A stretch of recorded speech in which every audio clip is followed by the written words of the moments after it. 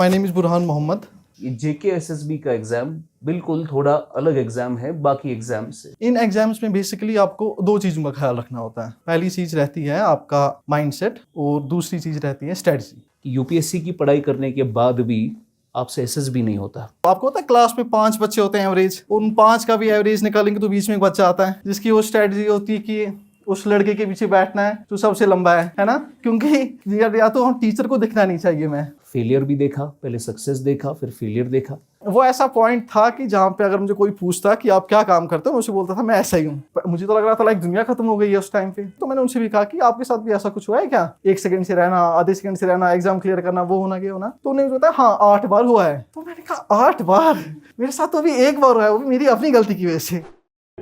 अस्सलाम वालेकुम dear students, ये एक न्यू अनाउंसमेंट है नए बैच के लिए जो एसएसबी के लिए रहेगा, जो 18 मार्च यानी इसी महीने से स्टार्ट हो जाएगा, जिसमें हम आपको हर जो अपकमिंग पोस्ट हैं, जिसमें फॉर एग्जांपल कांस्टेबल है, एसआई है, एनटी है, जितने भी बाकी एसएससी के पोस्ट हैं, उन सब के लिए हम आपको तैयार करवाएंगे।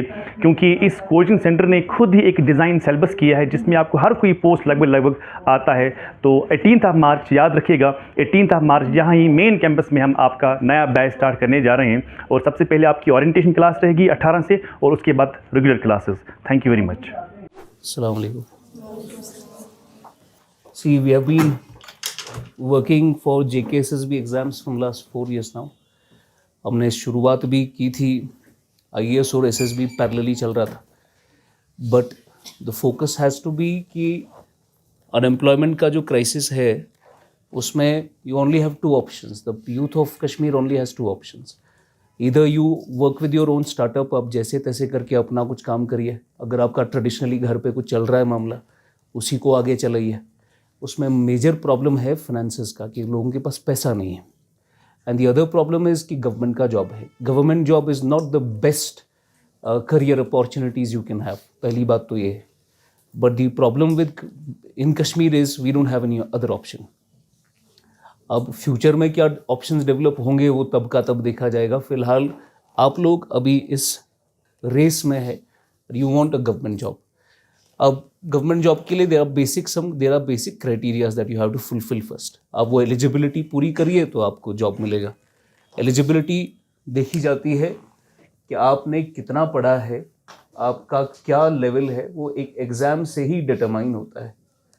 लेकिन याद रहे, ये JKSSB का एग्ज़ाम बिल्कुल थोड़ा अलग एग्ज़ाम है बाकी एग्ज़ाम से। जैसे आपका JKPSC का KS का एग्ज़ाम है, या UPSC का सिविल सर्विसेज एग्जामिनेशन है। यही 3 बेसिक जो एग्ज़ाम्स है आपके। SSB से लेवल जब बेहतर होती है तो इंसान KS के लिए जाता है, KS से और ज़्यादा बेहतर लेवल होती है तो UPSC के लिए जाता है। आमतौर पर तरीका ये होता है कि आप UPSC के लिए पढ़ाई करते हैं, आपकी अच्छी खासी लेवल होती है, आप UPSC ही अटेम्प्ट देते हैं। उसके नीचे के एग्ज़ाम्स आप फिर उसके लिए भी थोड़ा बहुत ओरिएंटेशन अपना डेवलप करते हैं तो आप वो एग्ज़ाम भी देते हैं। लेकिन बहुत बार ऐसा होता है कि UPSC की पढ़ाई करने के बाद भी आपसे SSB नहीं होता। जैसे मैं बार बार बोलता हूँ, आप पढ़ाई करिए UPSC की, लेकिन ये गारंटी नहीं है कि आपका UPSC हो जाए। तो होता ये है कि आप पढ़ाई जब इतनी ज़्यादा करते हैं, नीचे वाले एग्ज़ाम्स आपके लिए थोड़ा आसान हो जाता है। जैसे आपने इकोनॉमी पढ़ा, आपने IAS की लेवल का इकोनॉमी पढ़ा, फिर SSB का इकोनॉमी पढ़ना आपके लिए कोई बड़ी बात नहीं है। पर गलती ये हो जाती है बच्चों से कि वो UPSC के हिसाब से तो पढ़ते हैं, KS के हिसाब से तो पढ़ते हैं, मगर वो वही फॉर्मूला इस्तेमाल करते हैं SSB के लिए, जहाँ पर वो टोटल फेल हो जाते हैं। सेम फार्मूला नहीं है इसका। तो आप में से जो भी KS वेस पढ़ते हैं, इसका फार्मूला नहीं है। आप KS का लेवल SSB में लगा नहीं सकते, वो बिल्कुल अलग ही पैटर्न पे आता है।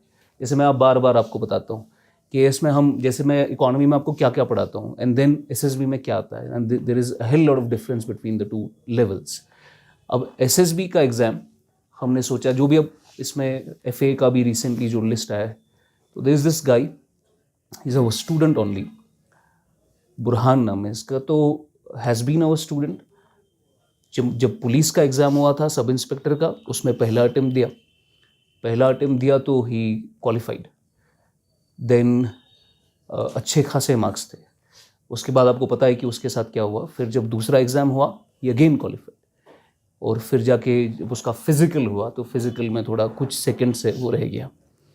देन अच्छे खासे लेवल, मतलब he was one of the toppers in that exam, and then he gave another exam bank का, उसमें भी it was like thin line difference था, ऑलमोस्ट क्वालिफाइड. देन VLW में ही कुड नॉट क्वालिफाई. ठीक है, तो failure भी देखा, पहले सक्सेस देखा, फिर फेलियर देखा, उसके बाद FA में ही अगेन क्वालिफाइड. तो बेसिकली अब तरीका क्या है, एक तो आप उसकी स्टोरी सुनिए कि सक्सेस फेलियर ये आता रहता है, आपको भी होगा ये. आप कल को एग्ज़ाम दो, अभी तो एग्ज़ाम नहीं दिया आपने, शायद किसी ने दिया हो, अभी जब कल एग्ज़ाम देंगे तो यू वुड फेल, एक्सेप्ट करिए you would fail, then you have to bounce back again. The only difference between failures and the people who are successful is that जो सक्सेसफुल लोग हैं वो अपनी गलतियों को सुधारते हैं. दे गो बैक, दे लर्न कि मैंने कहाँ पर गलती कर ली, मेरा कौन सा एरिया जो ज़्यादा कमज़ोर है. और आप देखेंगे हमेशा जो सक्सेसफुल इंसान होता है उसमें ये एनालिटिकल एबिलिटी ज़बरदस्त होती है कि वो अपनी मिस्टेक्स को थोड़ा एनालाइज कर पाता है. जैसे कोई टेस्ट लिया हमने आपसे, आप में से ही क्लास में कितनी बार टेस्ट लेते हैं, आप में से ही कुछ लोग होंगे जो टेस्ट देंगे, उसके बाद फेल हो जाएंगे, उसके बाद बोलेंगे ठीक है चलो अब अगली बार बेहतर करेंगे. दूसरा होगा बोलेगा मैं फेल क्यों हुआ, वो घर जाएगा, फिर से टेस्ट देगा, फिर से क्वेश्चंस को देखेगा, उसको एनालाइज करेगा, फिर उसको पता चलेगी मेरी गलती यहाँ पर हुई, अगली बार वो उसको नहीं दोहराएगा. These are the two different mindsets in this exam.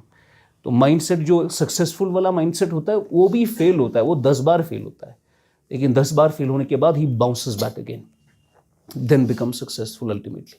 तो सक्सेस में आप जैसे बुरहान की आज जर्नी सुनाइए, आपको ये एक सिलेक्टी की जर्नी नहीं लेनी है. आपको देखना है कि बस यार 2 हफ्ता पहले he was just like us, he was sitting in the same class, learning from the same teachers, studying the same syllabus, just another JKSSB aspirant. पर ऐसा 2 हफ्तों में हो गया that he became a selectee. तो you learn from his journey कि भाई इसने गलतियां कहाँ पर की, ये सुधारा कहाँ पर इसने, और शॉर्ट में तरीका क्या अपनाया कि बार बार SI का और VLW का और FA में how did he navigate through these successes and losses and his journey. ये है तो टोटल फ़ायदा इसका.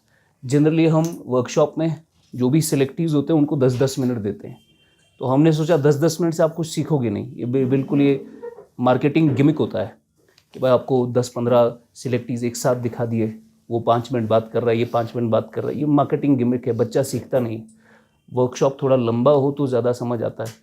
तो हमने इनको जितना टाइम लेना चाहते हैं, आधा घंटा 1 घंटा जितना भी he is comfortable in sharing, let him talk to you and ask the difficulties that you are facing, जो आप हमें नहीं बताते हो, आस्क हिम.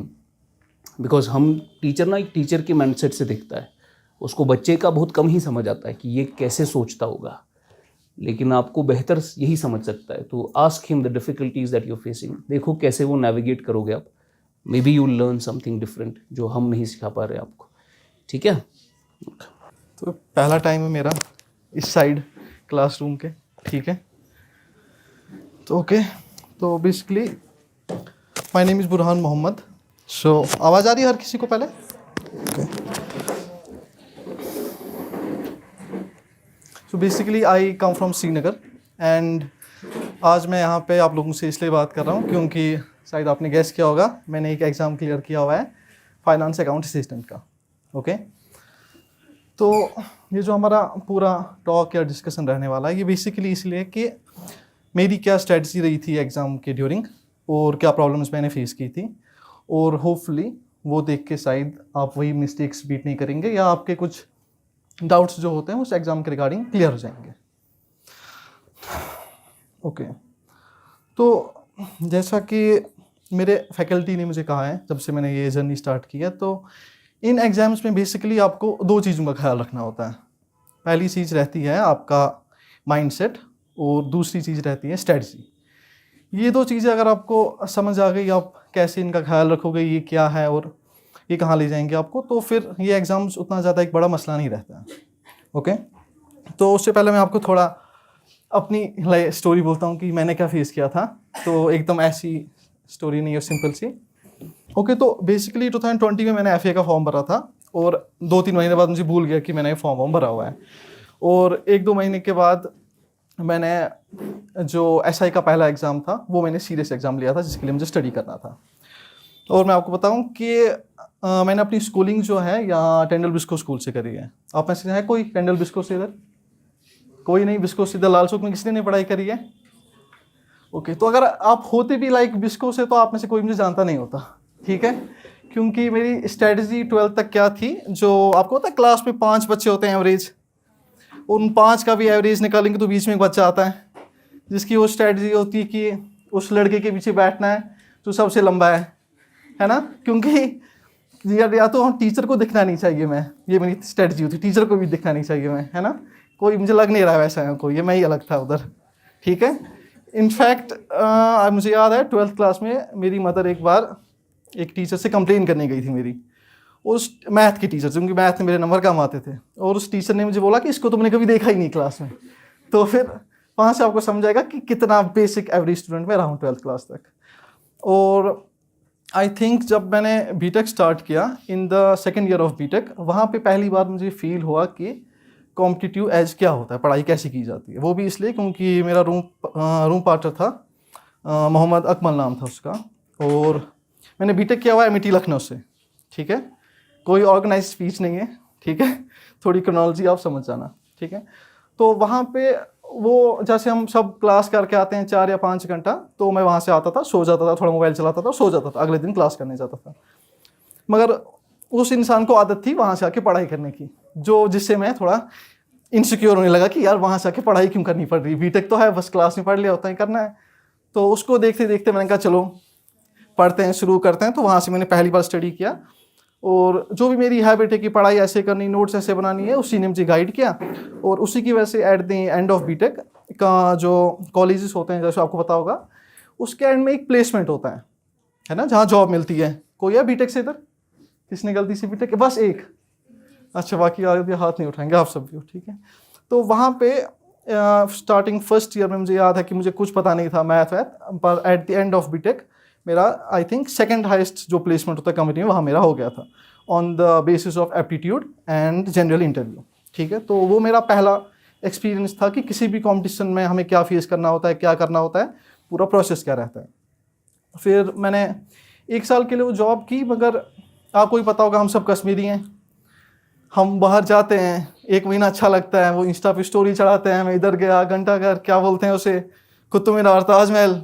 उसके बाद हमें फील होता है कि ये लाइफस्टाइल कंटिन्यू नहीं किया जा सकता है। और वही मुझे फील हुआ क्योंकि ड्यूरिंग कोविड जब मैं वापस घर आया, तो मुझे फील हुआ कि अब मैं शायद वापस बाहर नहीं जाना चाहता हूँ, मैं यहाँ कुछ देखना चाहता हूँ। और बाय दैट टाइम जॉब करके और वो प्लेसमेंट के थ्रू जाके मुझे थोड़ा सा फील होने लगा था कि शायद ये एग्ज़ाम भी मेरे से हो पाएंगे, ठीक है। उतना ज़्यादा कहते हैं कश्मीरी में डर, उतना शायद डर नहीं हूँ मैं, शायद कुछ आ जाएगा, ठीक है।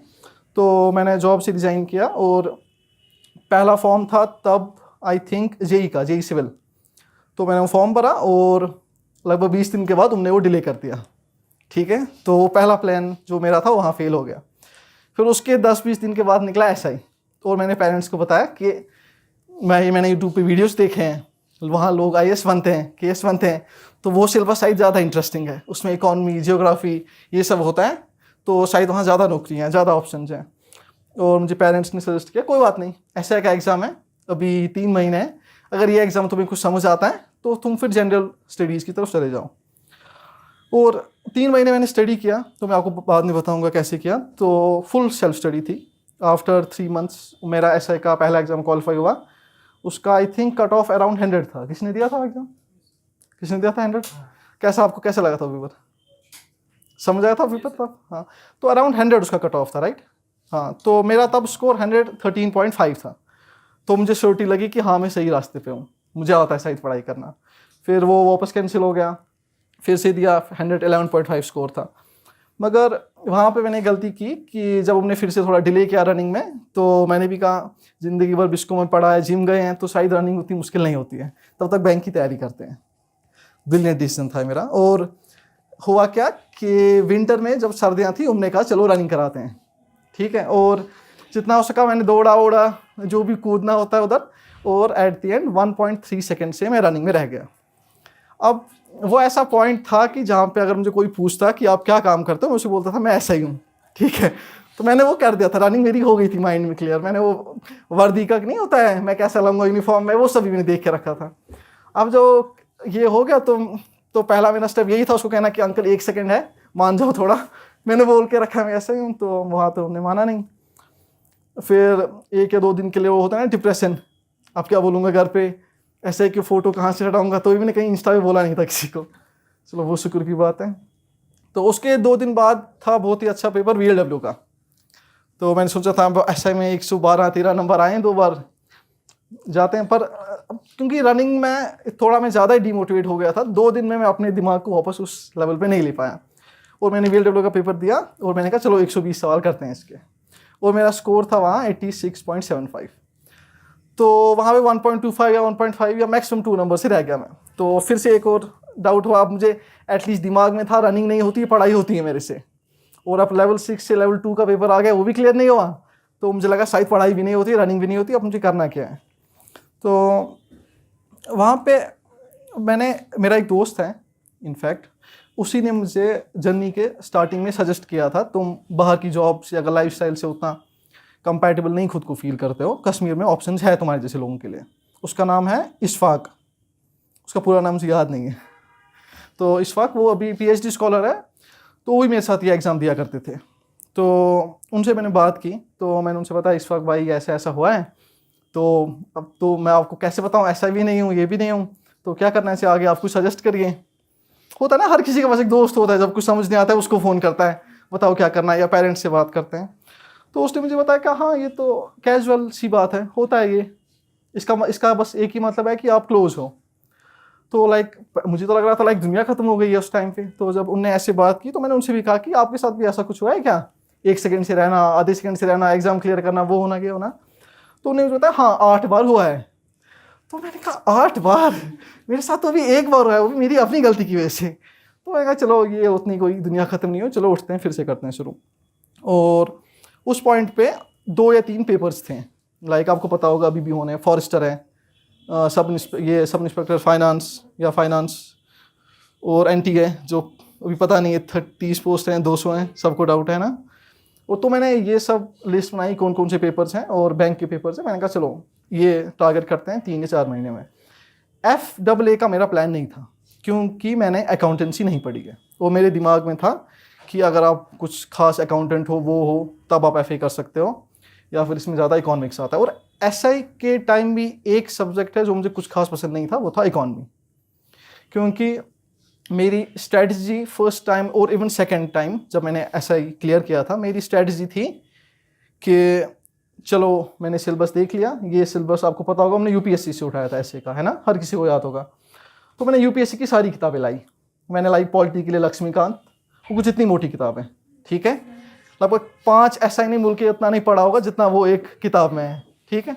मैंने इकोनॉमी के लिए लाई रमेश सिंह, जियोग्राफी के लिए माजिद हुसैन, वो भी जो भी बड़ी बड़ी किताबें होती मैंने लाई, वो मैंने कहा पढ़ते हैं इससे। तो पहले 10-20 पेज मैंने हर किताब के पढ़े अच्छे से, इंटरेस्टिंग लगा, कि मुझे लगा कि हाँ शायद मैं नॉलेज मिल रही है। मगर उसके बाद मुझे फील हुआ कि यहाँ की टर्मिनोलॉजी मुझे समझ नहीं आ रही है। जब वो जियोग्राफी में बोलता था इंक्लिनेशन ऑफ कुछ, मुझे लगता था नहीं बीटेक में तो था नहीं। जैसे इकोनॉमी में बोलते हैं वो डेफिसिट, प्राइमरी डेफिसिट, वो ये मुझे समझ नहीं आता ये क्या बोल रहे हैं। तो जो मेरी वहाँ गलती ये थी कि मैंने किताबें तो लाई थी, मैंने उनके ऊपर बड़े चैप्टर भी पढ़े थे, मगर मुझे कुछ टर्मिनोलॉजी पता नहीं थी ऐसे के टाइम, फुल एग्जैक्ट मुझे नॉलेज नहीं थी कि ये काम कैसे करती हैं चीज़ें। ये मेरी ऐसे के टाइम मेरे ख्याल से मेन गलती ये मेरी रही थी। उसकी वजह से जब VLW मैंने कुछ महीने बाद दिया, मैंने अच्छे से रिवाइज नहीं किया, तो वहाँ पे जो बेसिक कंसेप्चुअल क्वेश्चंस भी थे वो मेरे गलत हो गए थे। तो FA के टाइम मैंने सोचा इस गलती को सुधारते हैं, और क्योंकि मेरा वो कॉन्फिडेंस थोड़ा लो हो गया था खुद सेल्फ स्टडी करने का, मैंने इनफैक्ट नोट्स जमा किए थे। आप लोगों ने भी ज्वाइन किए होंगे टेलीग्राम पे 100-200 ग्रुप्स, जहाँ पे आपको लगता है कोई मेहनती इंसान आपके लिए नोट्स बनाता है कि आप एग्ज़ाम क्वालिफाई करो, है ना, ये अड्डा वो अड्डा, ये टॉपर। तो मैंने भी किया था, मैंने पॉलिटी 5 जगह से पढ़ा था, इकोनॉमी 5 जगह से, मगर वो सब एक ही चीज़ में 5 जगह से पढ़ रहा था, कोई मुझे समझा नहीं रहा था कुछ। तो जो दिसंबर का महीना था इसी पिछले साल का, तब मैंने सोचा कि इस बार लाइफ में पहली बार आप छुप करके अच्छे से काम करते हैं, ठीक है, ज़्यादा कुछ उड़ेंगे नहीं सोचेंगे मैं जीनियस हूँ, ज़्यादा खतरनाक हूँ, किसी टीचर के पास कोई क्लासेज लेते हैं। और मेरे दिमाग में मैंने देखा कि कौन सा पोस्ट है जिसमें सबका सिलेबस कवर हो जाएगा, और वो पोस्ट मुझे मिला NT का, ठीक है। तो मैंने क्लासेस ज्वाइन की, और ऊपर वाले के रहमो करम से जो फर्स्ट क्लास ही मैंने ज्वाइन की यहाँ पे वो थी इकॉनमी की, जो मैंने ऐसा में ऑलमोस्ट छोड़ा था और जिसकी वजह से मैं एफए नहीं दे रहा था। तो जब मैंने पहली बार इकॉनमी क्लास में पढ़ना शुरू किया और लगभग मैंने क्लास सर में हर सर को ज़्यादा ही सवाल पूछे, ये कैसे, वो कैसे, ये कैसे, तो मुझे आई थिंक एक वीक के बाद ही मुझे समझ आया कि एक्चुअल में ये ही सिलेबस है जो मुझे स्टडी करना था एसआई के लिए। क्योंकि मैंने यूपीएससी की किताब से पढ़ा था एग्रीकल्चर, मुझे एग्ज़ाम देने के बाद समझ आता है एग्रीकल्चर एक्चुअल में एसआई में नहीं था। जो उसका इकॉनमी है, आपका जो यूपीएससी का इकॉनमी है, जो आपका एसआई का इकॉनमी है या एनटी का इकॉनमी है, ये बहुत अलग है। उसमें आपके 25 चैप्टर हैं, यहाँ पे आपके 10 चैप्टर हैं। यहाँ पे आपको बहुत ज़्यादा डेप्थ तक जाना है, आपको ऐसी कॉन्सेप्चुअल अंडरस्टैंडिंग होनी चाहिए उन चीज़ों की भी जो बुक में है भी नहीं। यहाँ पे आपको बेसिक टर्म्स के बारे में पता होना चाहिए, आपको पता होना चाहिए कि एक्चुअल में हमारी बेसिक इकॉनमी कैसे काम करती है, बस उतना ही। तो मैं वो ज़्यादा डेप्थ में जाते जाते जो मैं अपना टाइम वेस्ट कर रहा था, वो होता है ना एक बच्चे को जब पता नहीं होता उसे कॉन्फिडेंस ही नहीं होता है। फिर जिसमें आपको बताऊँगा ये पूरा बोर्ड पढ़ लो या कुछ कर लो एक दिन में और आपने कभी लाइफ में नहीं पढ़ा होगा, आप रट लोगे मगर कॉन्फिडेंस नहीं होता है। आपको फील होता है कि मैंने बायोटेक्नोलॉजी किया, मैथ मेरे को नहीं आता है, होता है ना ऐसा। तो वो प्रॉब्लम मुझे तब हो रही थी और जब मैंने 1 हफ्ते या 1.5 हफ्ता क्लासेस की तो मुझे तभी फील हुआ कि अब एफए का वो भी ट्राई देते हैं। और आई थिंक तब 6 या 7 तारीख थी। मेरे छोटे भाई और मेरे 2 दोस्त हैं, बुरहान जीलानी एंड यासिर रशीद, उनमें से दोनों ने in fact last time FA qualify किया था। तो उनने मुझे बोला कि जो एफए का सिलेबस है ये एक्चुअली जो 30 नंबर अकाउंटेंसी के हैं उसमें से भी हाफ पोर्शन इकोनॉमिक्स है। बेसिक अकाउंटेंसी, हाँ है ना, बेसिक अकाउंटेंसी लाइक 7 या 8 या 12 चैप्टर थे बस, वो भी इकोनॉमिक्स था, बाकी balance of payment, trade etcetera etcetera. तो वहाँ पे मैंने सोचा अच्छा ये इकॉनमी है, और अब इकॉनमी मुझे अच्छा लगने लगा। 1 हफ्ता हो गया इकॉनमी पढ़ते पढ़ते, तो चलो एफए में ट्राई करते हैं। तो वहाँ पे मैंने जितना हो सका मैंने एक बुक से अकाउंटेंसी पढ़ा।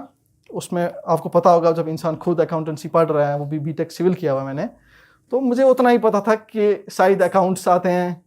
ये किसी ने अकाउंटेंसी पढ़ा इधर? पढ़ा आप लोगों ने? अकाउंटेंसी एफए का एक, जब मैंने एफए का पेपर दिया मुझे तब नहीं पता था प्रूफ ऑफ पेमेंट क्या होता है। ओके, तो वैसी अकाउंटेंसी मैंने पढ़ी थी। इकॉनमी मैंने मगर अच्छे से पढ़ा यहाँ सर के पास, मैंने एक्चुअल में समझ किया और समझा यहाँ पे। और जो डेप्थ होती है वो मुझे पहले कभी पता नहीं थी कहाँ तक जाना है, वो मैंने इस टाइम पे समझी। और उन्हीं 3 हफ्ते में मैंने जो एसआई में किया था मैंने उसे रिवाइज़ किया, क्योंकि मैथ, इंग्लिश, रीजनिंग मेरे ख्याल से एवरेज होता है एसएसबी का, है ना। एसएसबी के किसी भी एग्जाम में आपको मैथ, इंग्लिश, रीजनिंग से उतना ज़्यादा डरने की जरूरत नहीं है, ठीक है। तो और जो एसआई के टाइम मैंने जियोग्राफी, इकॉनमी कुछ पढ़ा था उसे रिवाइज़ किया, और उसी 4 हफ्ते के बाद मैंने नमाज़ पढ़ के, दरूद पढ़ के, सब कुछ करके, वो ये सब कुछ जो मम्मी पापा को लाइक उसने अच्छे से बात की 1 हफ्ते तक सब कुछ अच्छे से, और मैंने एफए का पेपर दे दिया। तो जब मैंने पेपर दिया तो मुझे बाहर निकलते हुए लगा कि शायद 3-4 हज़ार तक रैंक आ जाएगी, ठीक है। मगर मुझे फील हो रहा था चलो शायद 70 या 80 क्वेश्चन मैंने खुद किए तो अच्छा होगा। और फिर कहते हैं ना रेस्ट इज़ हिस्ट्री, तो जब रिजल्ट आया कुछ क्वेश्चन डिस्कार्ड हो गए और एट द एंड मेरा एफए स्कोर था 93.75 आ रहा है अभी। तो वो मेरिट से 2-3 नंबर ऊपर है, उतना ही चाहिए होता है। एक छोटी सी नौकरी है ना, टॉप तो चाहिए नहीं था मुझे उस टाइम पे, तो वो हो गया। और ये मेरी स्टोरी है, ठीक है। तो अब इस स्टोरी से मैं आपको क्या बताऊं। तो बेसिकली जो मेरी ये जर्नी थी थोड़ा एकदम ऐसी नहीं थी कि एक एग्ज़ाम आया क्लियर नहीं हुआ, दूसरा। तो जो मैंने पहली बार ही एग्ज़ाम दिए थे वो क्लियर हो गए थे, मगर फिर भी एक लर्निंग कर्व ही रहा है मेरा भी, ओके। तो एट दी एंड अब जब ये एग्ज़ाम्स क्लियर हो गए, अब मुझे फील होता है मेरा एक छोटा भाई है जिसको मैं दिन में 5 बार बोलता हूँ कि मुझे पता है कैसे पढ़ना है, मैं तुझे बताऊँगा। तो ये सब करते करते जो मैंने बेसिकली सीखा है तो वो यही है कि 2 मेन चीज़ें हैं जिनका हमें, ये गिरेगा, ओके, भी आवाज़ आ रही है क्या? हाँ, तो बेसिकली 2 मेन चीज़ें हैं जिनका ख्याल रखना चाहिए हमें, ओके। पहली है माइंडसेट और दूसरा है स्ट्रेटजी। ये मिटता है क्या? हाँ, लग रहा है किसी ने बहुत मेहनत से लिखा है, मिटाऊँ क्या मैं? ओके, सागर सर ने लिखा है क्या? अरे यार उनका नहीं मिटाना चाहिए था मुझे। ओके, तो माइंड, वाओ मार्कर, यहाँ इतनी ज़्यादा चॉइस है मेरे पास, कौन सा चलता होगा? ये वाला,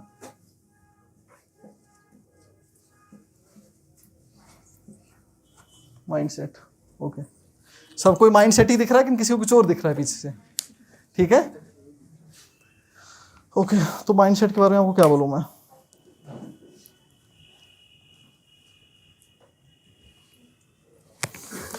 कि तो देखो, जब भी हम कोई भी, आपने भी, जब आप ऐसे लाइक किसी ने कोई एग्जाम दिया हुआ है, एक दो किन कोई नया है इधर, नए कितने हैं इधर जिन्होंने कोई एग्जाम नहीं दिया हुआ है?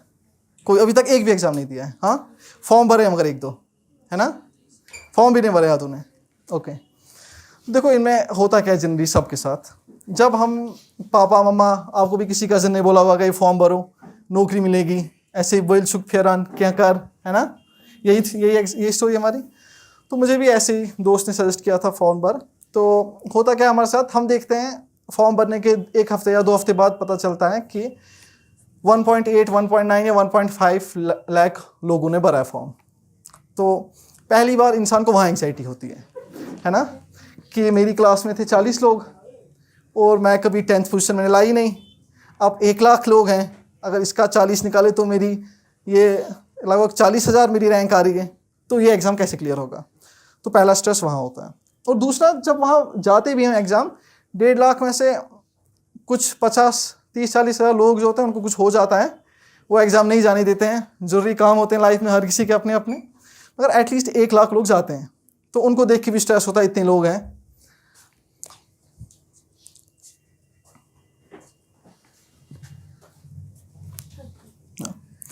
तो मेनली जो हमारा माइंड सेट है वो यही है कि हमें अपना स्ट्रेस और एंग्जाइटी कैसे कंट्रोल में रखनी है। तो उसके लिए आई थिंक समझना ज़रूरी है कि हमें ये जो एग्ज़ाम है इसका स्ट्रेस क्यों होता है, हम किस चीज़ से डर रहे हैं। पहले हम इसी चीज़ से डरते हैं कि 1 लाख लोग देने जा रहे हैं, है ना? दूसरा डर होता है आई थिंक कि इस बंदे ने बीटेक किया हुआ है, मेरा है बीए उर्दू में, तो मुझे लगता है ये बहुत तेज साइंटिस्ट है और मेरे से नहीं हो पाएगा, है ना? ये होता है हर किसी को, आदम को ये डाउट होता है। आदम को ये डाउट होता है मेरा बीटेक है, मैंने 4 साल बीटेक किया और अब मेरे को इंजीनियरिंग आई नहीं, तो अब मैं 6 महीने में क्या ही सीख लूँगा, है ना? और कोई डाउट है, और कोई डर होता है इसके अलावा? कोई, किसी ने कोई पेपर दिया, आपने कोई पेपर दिया, आपको कोई डर था अपना कोई खास? कोई डर, कोई दिमाग में याद आ रहा, क्यों टेंशन क्यों होती थी, याद आ रहा है ना? मैथ्स डर, हाँ। जिसने साइंस पढ़ा होता है, लाइक इंग्लिश या इंग्लिश बैकग्राउंड है खासकर, उनको डर होता है कि सिंपल इंटरेस्ट कैसे करेंगे हम, है ना? कंपाउंड इंटरेस्ट कैसे करेंगे, मैथ्स का डर होता है ना? यानी क्या, मैथ्स हर किसी को डर लगता है ना? वही तो, इसलिए तो मेरी मदर गई थी स्कूल में कंप्लेन करने कि मैथ्स इसको नहीं आता है। और कोई डर है? और कोई डर होता है ऐसा इसके अलावा? एग्जैक्टली, कुछ लोग काफ़ी टाइम से, मेरे ख्याल से इस बोर्ड का इस्तेमाल करते हैं आज अच्छे से। हाँ, एक होता है कि चलो पहला यही लिखते हैं, कुछ लोग जो टाइम से प्रिपेयर कर रहे हैं, ठीक है, टाइम अगो। और दूसरा होता है कि बैकग्राउंड, जैसे किसी का साइंस है,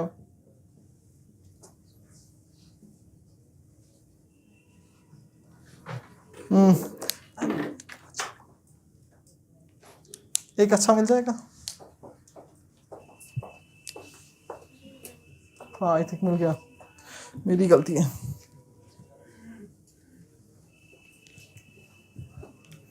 बाकी शायद अलग रखता हूँ, बैकग्राउंड।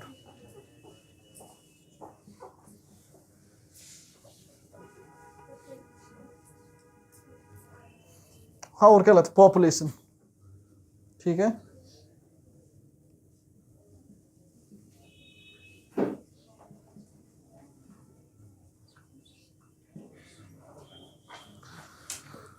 और क्या प्रॉब्लम रहती है हमें एग्जाम देने से पहले? क्या लगता है दिमाग में, क्या आता है फॉर्म भरते ही? एक तो कि बहुत सारे लोग देने जा रहे हैं, है ना? और बैकग्राउंड मेरा ये है, इसमें वो आएगा। और कुछ लोग जो हैं उनने 1 साल पहले डिसाइड किया आपसे, है ना? जैसे ये है, इसने अभी डिसाइड किया, इसने 2 साल पहले किया था डिसाइड। अब ये साइंटिस्ट है, ये क्या करेगी, है ना? इसका तो चांस ही नहीं है ना? और क्या आता दिमाग में? और क्या दिमाग में आता? मेरे दिमाग में क्या आया था, बस मेरे ख्याल से ये 3 चीज़ें हैं। चलो, हाँ, फेयर ऑफ फेलियर, है ना? कि अगर मैंने 6 महीने 8 महीने दिए और एट द एंड जैसे मैं रहा 1 नंबर से 2 महीने से, तब क्या होगा? ठीक है, टाइम अगर मेरा पूरा वेस्ट ही हो गया, ठीक है, फेलियर। बस मेरे ख्याल से इतनी डर काफ़ी है, ठीक है, फिर आप लोग ज़्यादा डर जाओगे, है ना, ठीक है। काम उल्टा ही हो जाएगा। हाँ, तो देखो मेरा फेवरेट ये है, ठीक है, पॉपुलेशन और नंबर ऑफ कैंडिडेट्स, ठीक है।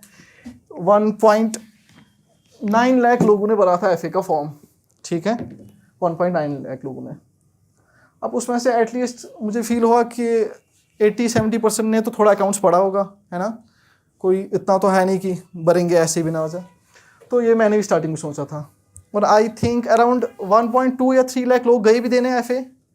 यही एसआई में भी हुआ था, 20-30 हज़ार लोग थोड़े ज़्यादा लाइफ में बिजी हो जाते हैं, वो नहीं जाते, मगर ज़्यादातर लोग जाते हैं देने, ये डर लगता है।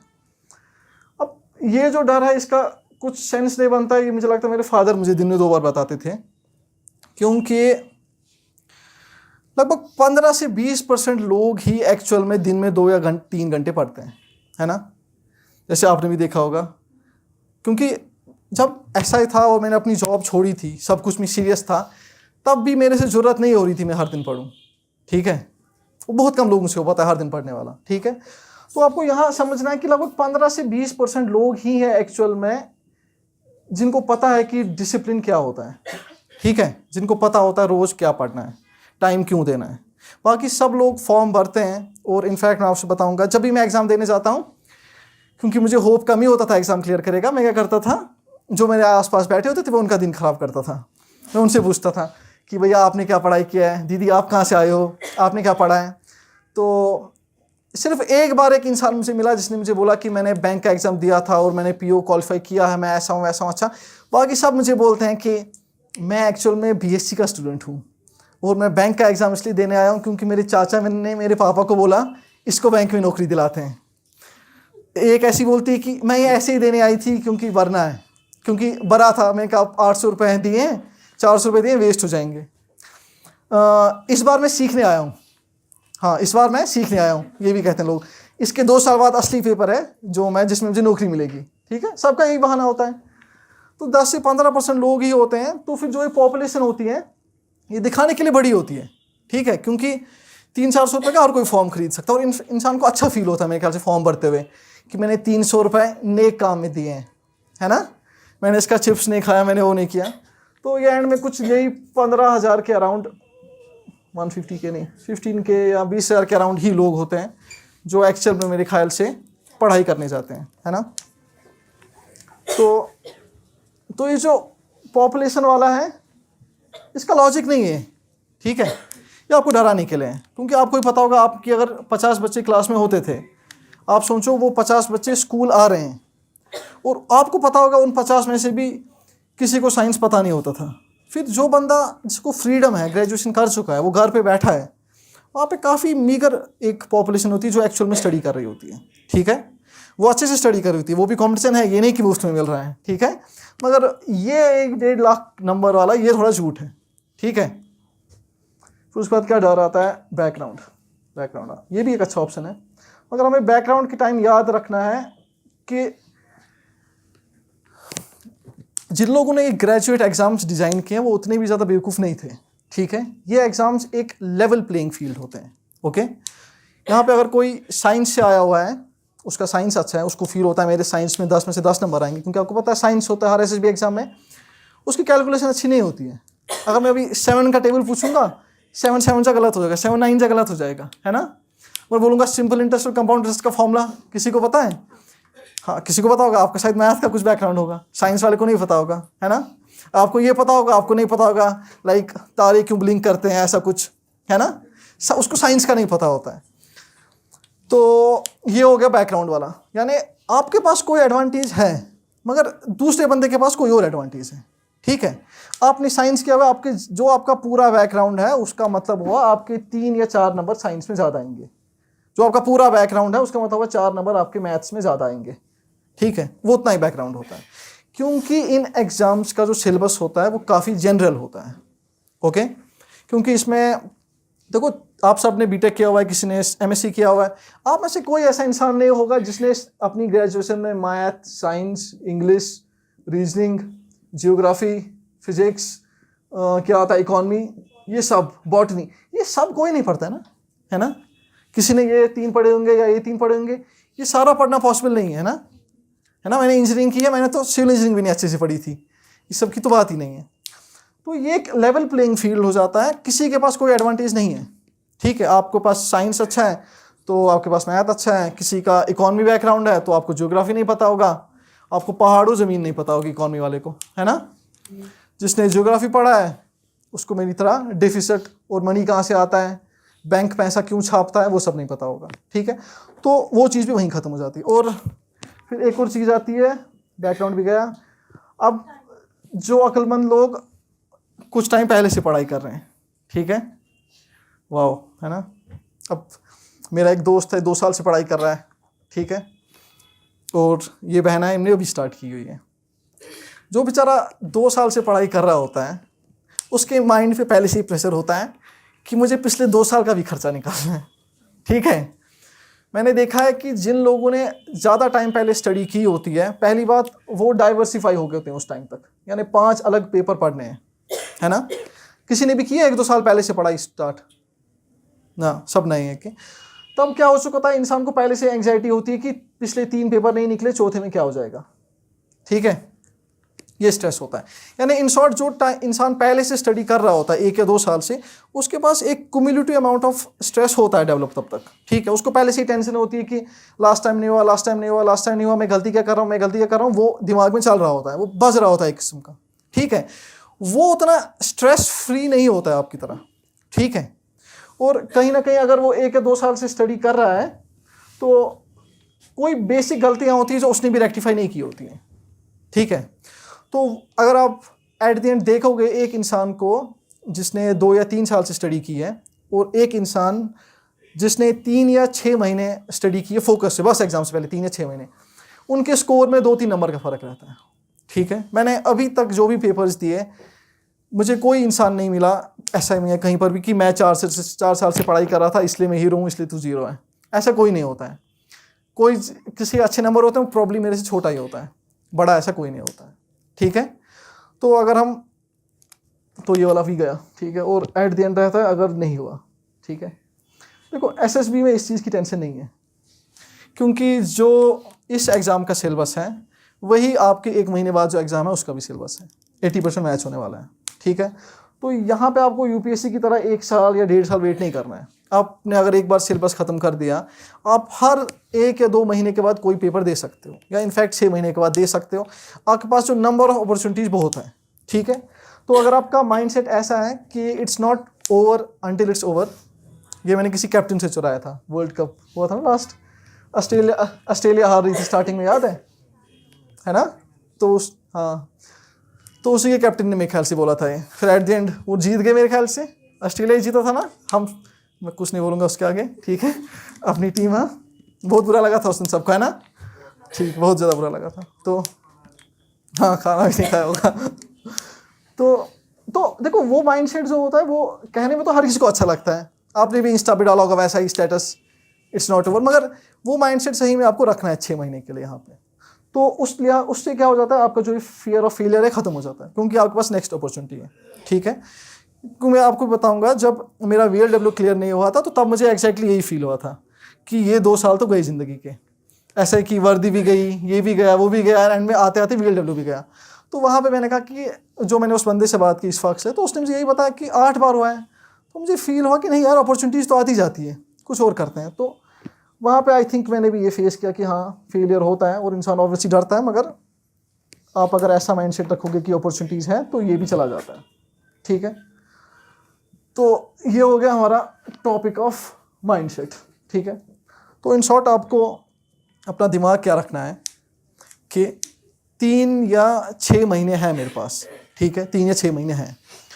और जो पिछले स्टूडेंट्स हैं जो बड़े हैं, किसी ने बीटेक किया हुआ है, MBA किया हुआ है, ये पढ़ा है, वो पढ़ा है, किसी को कोई ख़ास एडवांटेज नहीं मिलता है उसका, ठीक है। मैंने किसी को नहीं देखा, मेरी बहन है अपनी, उसने साइंस किया हुआ है, मैंने उसको नहीं देखा कोई साइंस का पेपर अच्छे से क्वालिफाई करते हुए या साइंस में एडवांटेज आ रहा है। मेरा छोटा भाई है, उसने बीटेक किया हुआ है, किसी ने मैथ किया हुआ है, कोई पर्टिकुलर एडवांटेज मैंने नहीं देखा ऐसा आते हुए, ठीक है। आपको ये माइंडसेट रखना है कि 3 या 6 महीने हैं मेरे पास, इन 3 या 6 महीने में अगर मैं फोकस से कंसिस्टेंसी रख रहा हूँ तो मेरा ये हो जाएगा पेपर, ठीक है।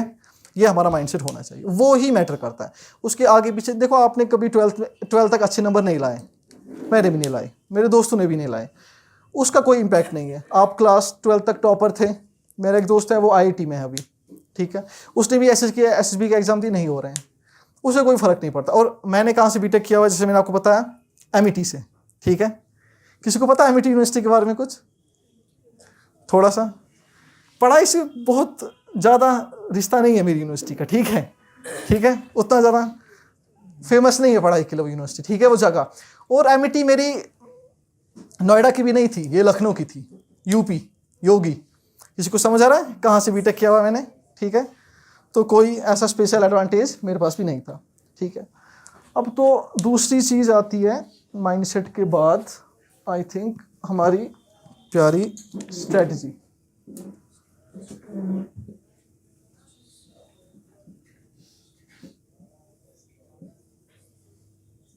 ये ई है, हाँ, ओके।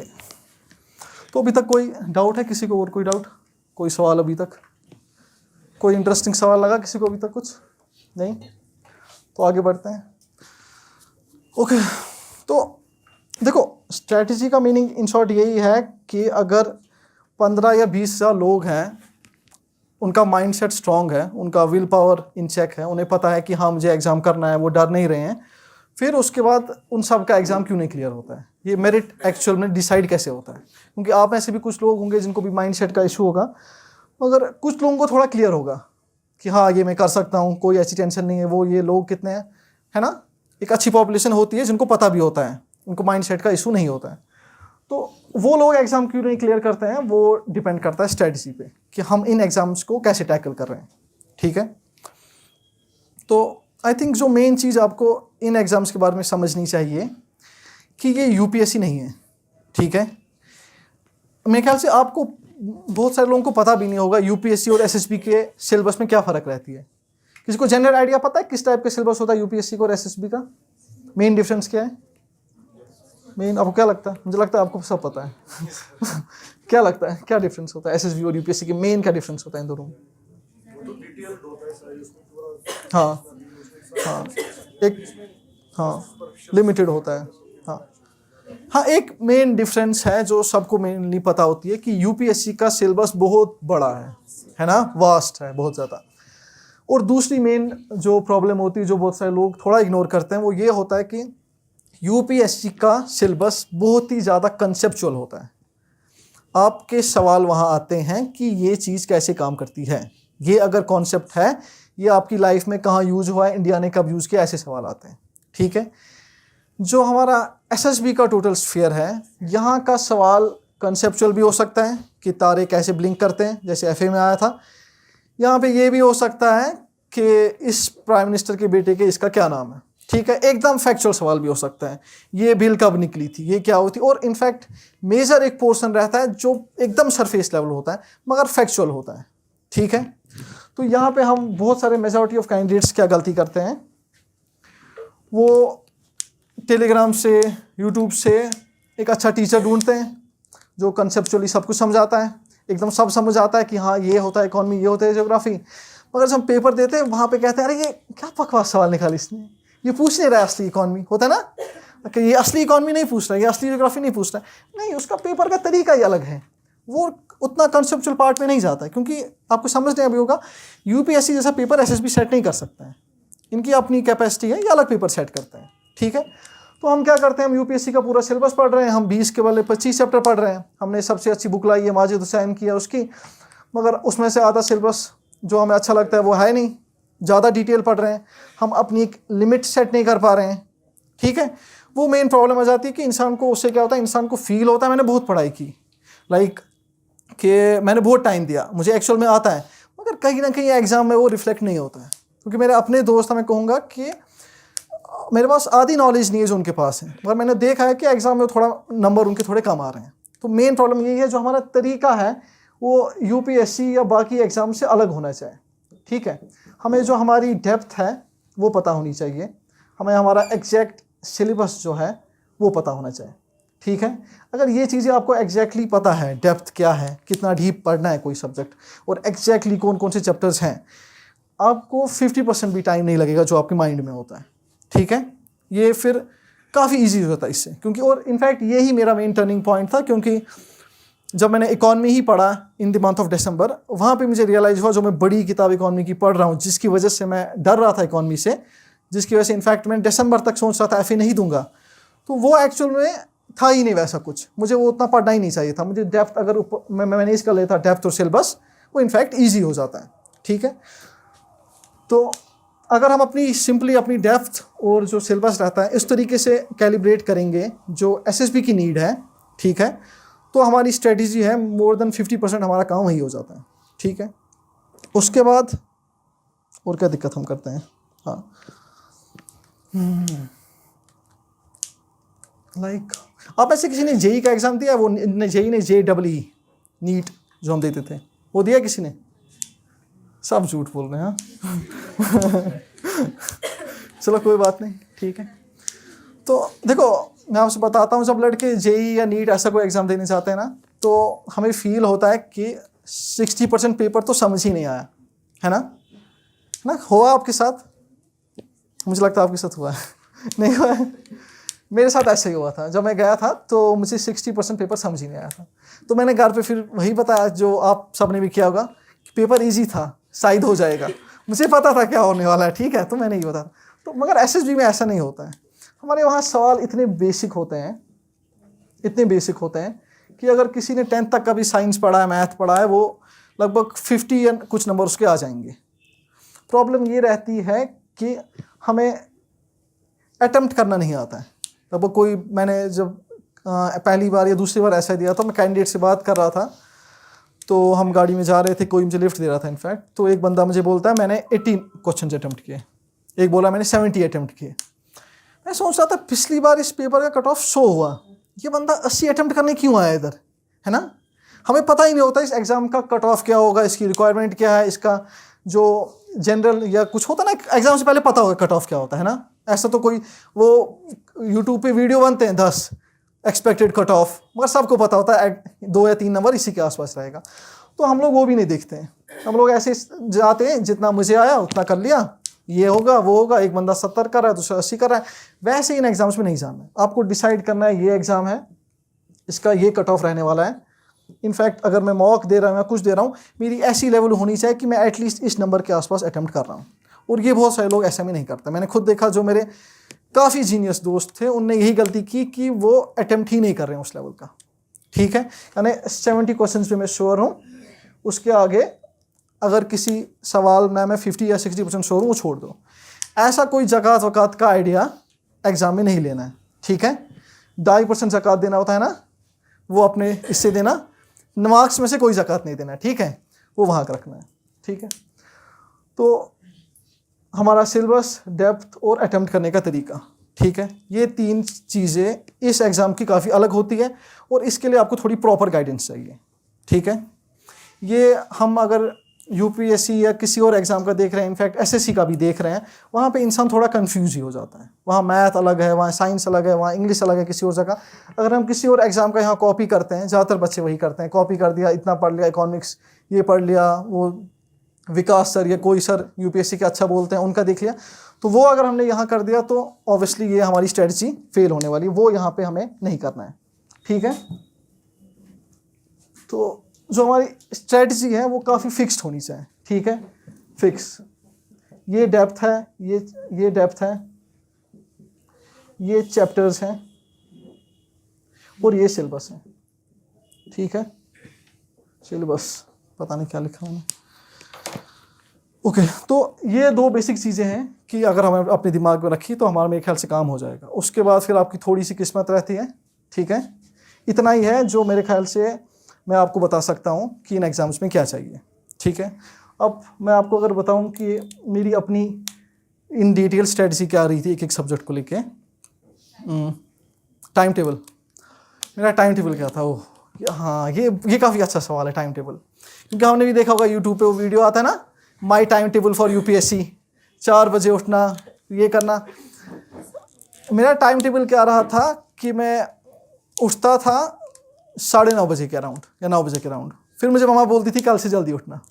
ठीक है, मैं कहता कल से पक्का उठूँगा। फिर लगभग 10 बजे मेरी पढ़ाई शुरू होती थी, 5 या 6 घंटे। और क्योंकि मैं सेल्फ स्टडी कर रहा था और मुझे कोई गाइड करने को नहीं था, उसमें से मेरे ख्याल से 1 या 2 घंटे वेस्ट हो रहे थे।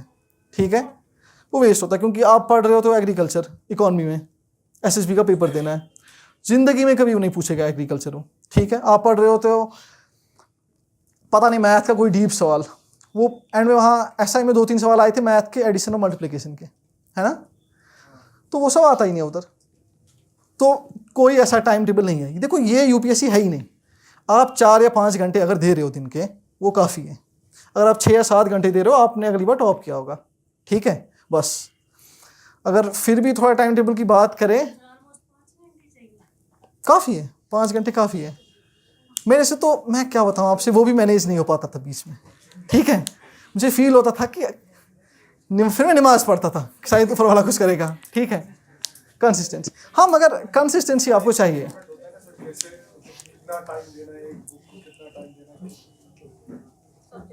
हाँ वो मैं डिटेल स्टडी में जाऊंगा अभी।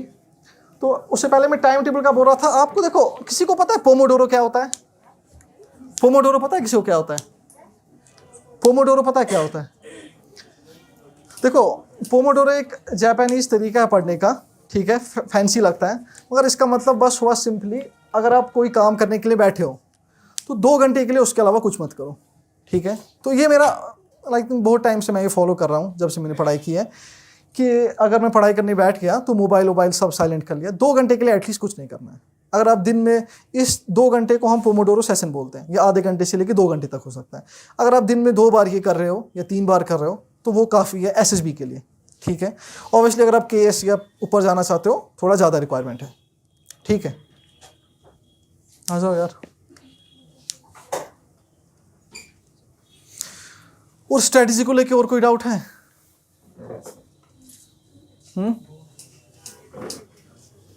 आपके पास कोई डाउट है? हेलो, और क्या प्रॉब्लम रहती है? ओके, तो मैथ किसको मैथ में टेंशन होती है इस एग्जाम में? मैथ में दिक्कत? आपका क्या बैकग्राउंड है? साइंस का। मैथ में आपको भी दिक्कत होती है? सबको मैथ में दिक्कत होती है।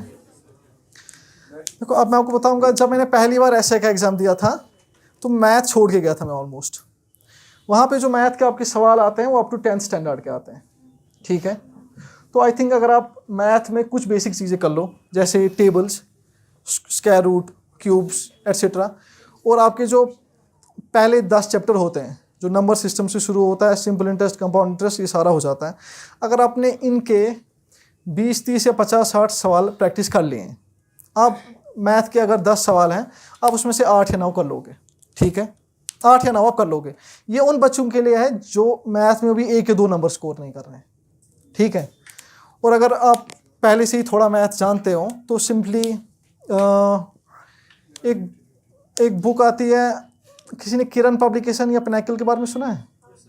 हाँ, वो एक बुक है जो एसएससी वाले पढ़ाई करते हैं। अगर आप उसका छोटा वर्जन भी लेते हो, उसको आप 1 या 2 बार ख़त्म करते हो चैप्टर्स के 20, 30 क्वेश्चन, तो आपको मैथ में कोई प्रॉब्लम नहीं होने वाली है। ठीक है, मैथ में यहाँ वो सवाल नहीं आने वाला है यहाँ से चांद तक की डिस्टेंस निकालो, कुछ नहीं। वहाँ पे सवाल आता है कि एक खंबा खड़ा है 10 मीटर का, दूसरा 5 मीटर का, इन पे एंगल क्या बनेगा, या बहुत बेसिक सवाल आते हैं।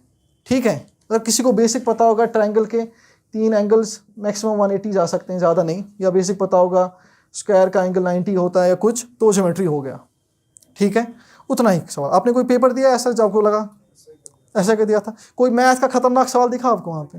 कोई खतरनाक सवाल नहीं आता उधर।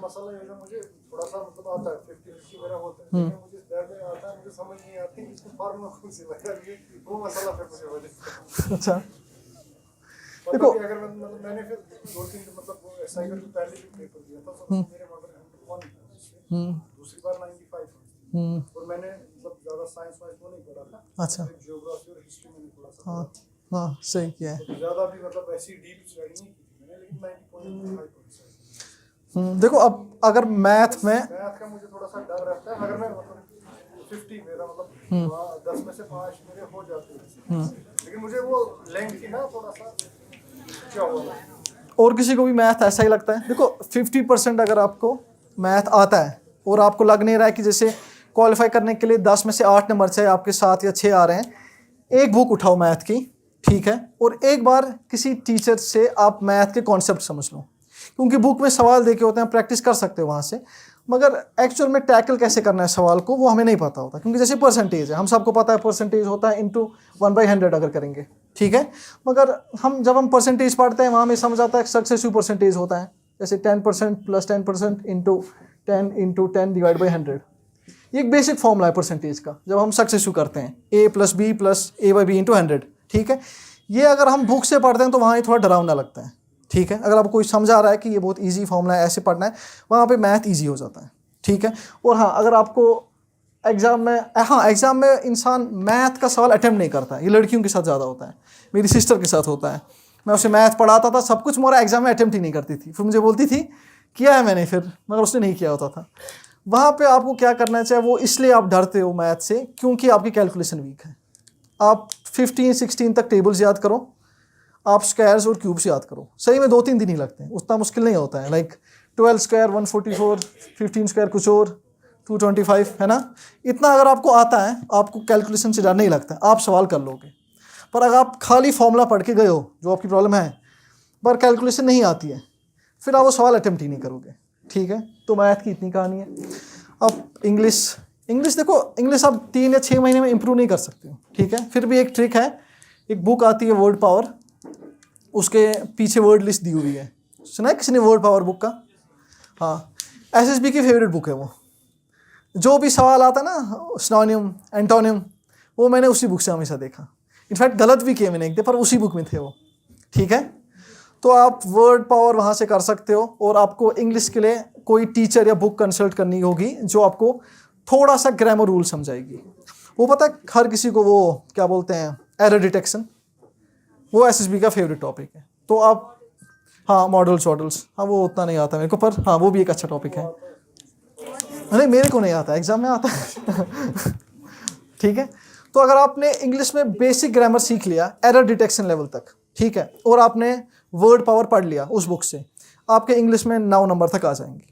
फिर आप अगर अच्छे से 1 या 2 बार वर्ड लिस्ट को रिवाइज कर रहे हो, या थोड़ा हायर जा रहे हो, जैसे 120 रूल्स ऑफ ग्रामर एक सीरीज आती है यूट्यूब पे, या किसी टीचर से इनफैक्ट एक्चुअल में इंग्लिश का ग्रामर बैठ के समझ रहे हो, 15 या 20 दिन का टॉपिक है इंग्लिश, ठीक है, आपके 9 नंबर तक आराम से एसएसबी में आएंगे।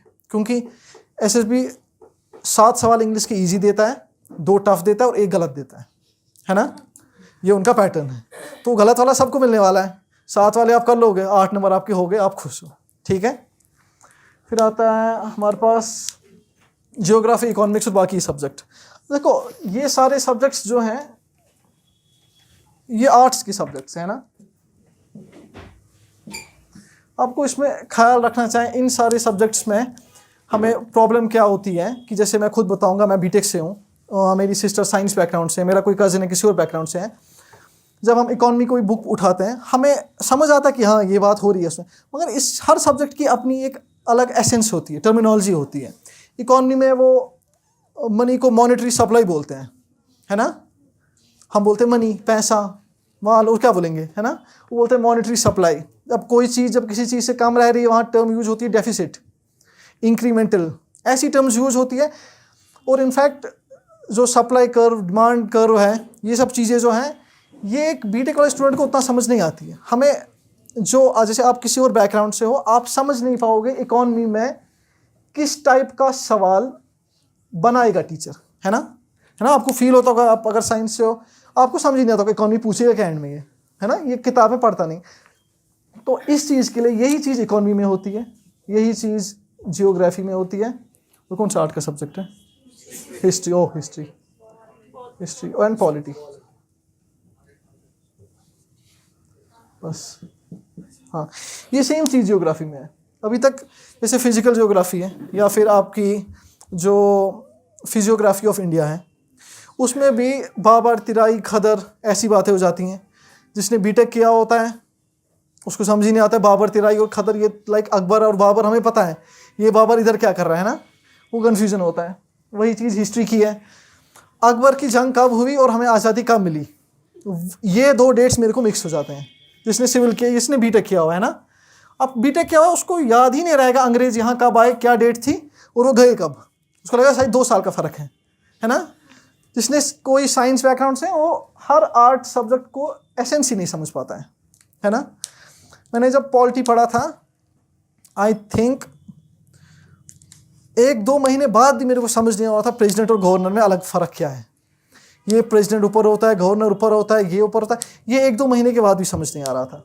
ठीक है, तो इन सब सब्जेक्ट्स की जो भी आर्ट्स बैकग्राउंड है, हाँ ये मैं मानता हूँ कि जो आर्ट्स से है उनको यहाँ एडवांटेज है, आप मेमोराइज कर लोगे। ये बीटेक वाले को थोड़ा डिसएडवांटेज है, पर आप वो मैथ्स में कवर कर लोगे, आपकी कैलकुलेशन ज़्यादा अच्छी है। ठीक है, मगर इन सब सब्जेक्ट्स की स्ट्रेटजी सिंपल रहती है कि आपको, मेरी तरफ से मैं क्या सजेस्ट करूँगा, मैंने पर्सनली पहली बार बुक से पढ़ा, वो एकदम ब्लंडर था मेरे ख्याल से, क्योंकि रट्टा हो गया था, 10 में से 7 सवाल आ रहे थे, मगर क़यामत तक भी 7 से ऊपर नहीं जाता मैं।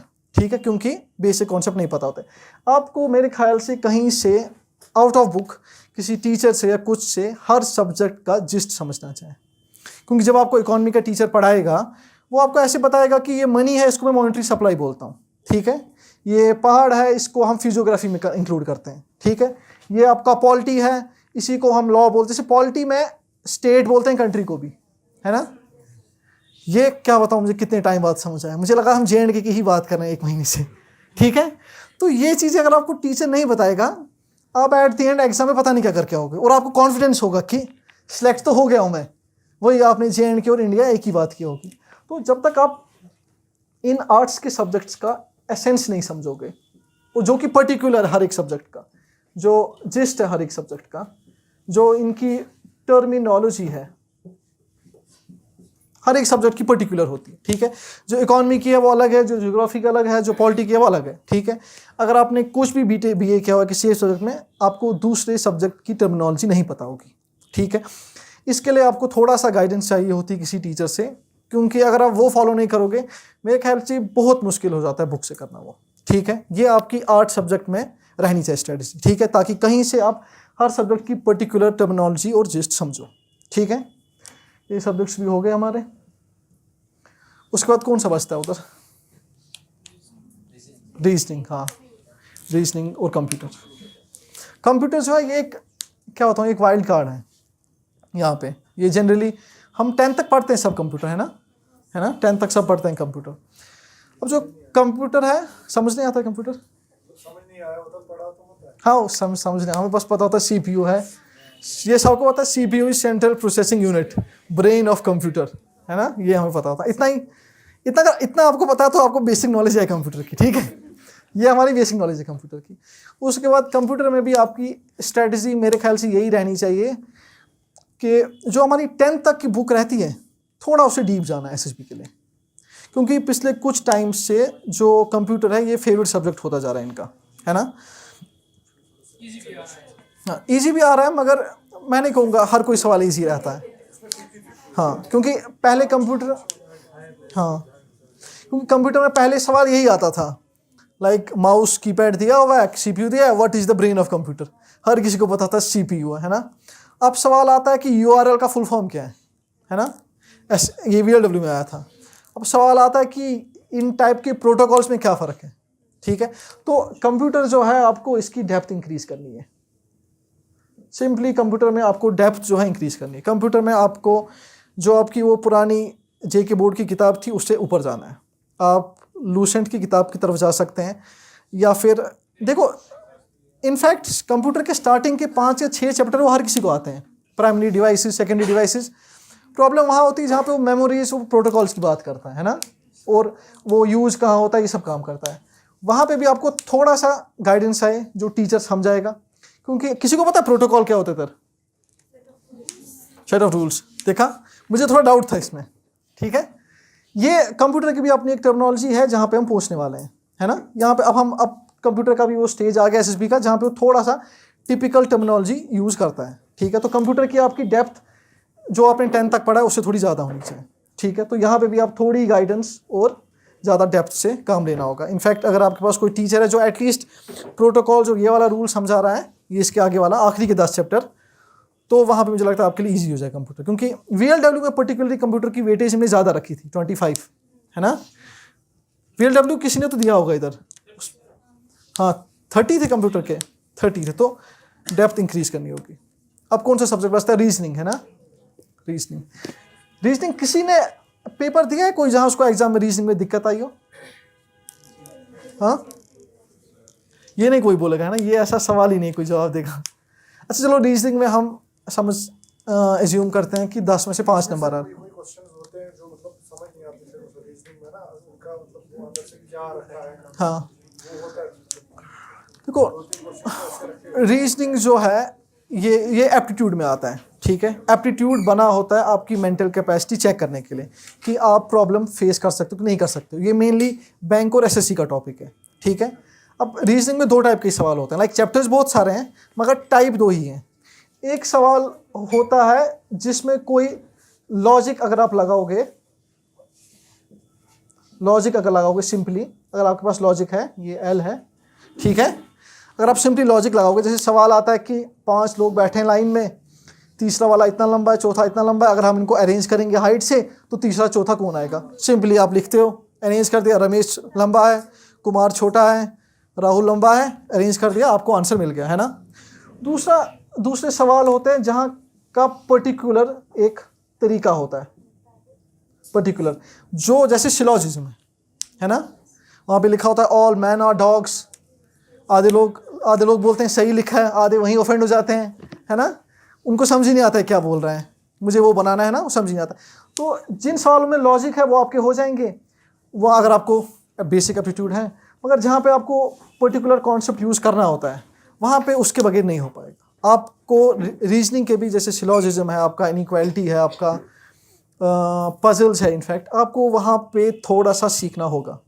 और ये भी थोड़ा इंसान को ये हर किसी को फील होता है ना, यहाँ जैसे टाइम वेस्ट करें रीजनिंग पढ़ते वक्त, ये इजी है, ये क्यों पढ़ना पड़ता है। हाँ, मगर इस रीजनिंग का एक पोर्शन है एक्चुअल में, कुछ सवाल जहाँ पे आपको सीखना पड़ता है अटेम्प्ट कैसे करना है, ठीक है। क्योंकि मुझे याद है वो आपने सवाल किए ब्लड रिलेशन के, ये इसका भाई है, ये इसका भाई होगा, ये इसका अंकल है, एंड में वो आंसर आ रहा होता है मदर, वो बोल रहा होता है कज़न, कुछ रिलेशन ही नहीं है, ये क्या हो रहा होता है ना। तो हमारा जो बनाने का तरीका है, हम फादर और मदर कैसे दिखा रहे हैं ऑन पेपर, वो अलग है। जो आप ऐसे नहीं कह सकते, आप जो ही हम जिसने कभी पढ़ा नहीं होता ब्लड रिलेशन, वो अपने चाचा को ले आता है, हाँ मेरा चाचा ये है, ये बोल रहा है हिज मदर, अच्छा ये अब्दुल की बात कर रहा है, अच्छा अब ये हाइफा की बात कर रहा है, ये इसकी बात कर, नहीं वैसे नहीं वो सवाल करना है। आपको एक तरीका है, आप जहाँ पे पेपर पे ड्रॉ करते हो मदर सिस्टर वो ये रिलेशन, और आपको डायरेक्ट वहाँ से आंसर आता है, मेमोरी भी नहीं रहता। तो वो पर्टिकुलर तरीका आपको 5 या 6 चैप्टर्स का सीखना है, ठीक है। और वो लाइक टफ और टाइम टेकिंग नहीं है। अगर आप रीजनिंग में एक चैप्टर में 2 दिन दे रहे हो या 3 दिन दे रहे हो, आपका एक चैप्टर हो जाएगा। और मैंने जब लास्ट टाइम कैलकुलेट किया था, हमारे 15 से 16 चैप्टर ही है रीजनिंग में, ठीक है। अगर आप 2 दिन दे रहे हो, 2-2 घंटा रोज, आपका 20 डेज में रीजनिंग A to Z हो जाएगा, आपका एक नंबर नहीं कहीं कटेगा, ठीक है। अनलेस एंड अनटिल आप ओवर कॉन्फिडेंट हो जाते हो, क्योंकि मैंने एक बार किया था, मैं ब्लड रिलेशन में ओवर कॉन्फिडेंट हो गया, 1 मिनट का टाइम था, मैंने 10 सेकंड में कर दिया और गलत किया। फिर घर आके मुझे समझा रहे नहीं इसका तो कोई भाई है ही नहीं, मैं क्या लिख के आया हूँ, ठीक है। वो नहीं करना। अगर आप पेशेंस रख रहे हो, थोड़ा सा ही टाइम दे रहे हो, और पर्टिकुलरली जो पर्टिकुलरिटी है कुछ सब्जेक्ट्स की, कुछ चैप्टर्स की, वो आप सीख रहे हो, रीजनिंग हो जाएगा, ठीक है। और इनफैक्ट प्रैक्टिस रीजनिंग और मैथ में जरूरी है, ठीक है। आप एटलीस्ट 20 या 30 सवाल एक चैप्टर के कर लो, काम हो जाएगा उसमें, ठीक है। एसएसबी में उतना टफ सवाल नहीं आएगा, ठीक है। मैथ और रीजनिंग भी हो गया हमारा, और कुछ बचता है?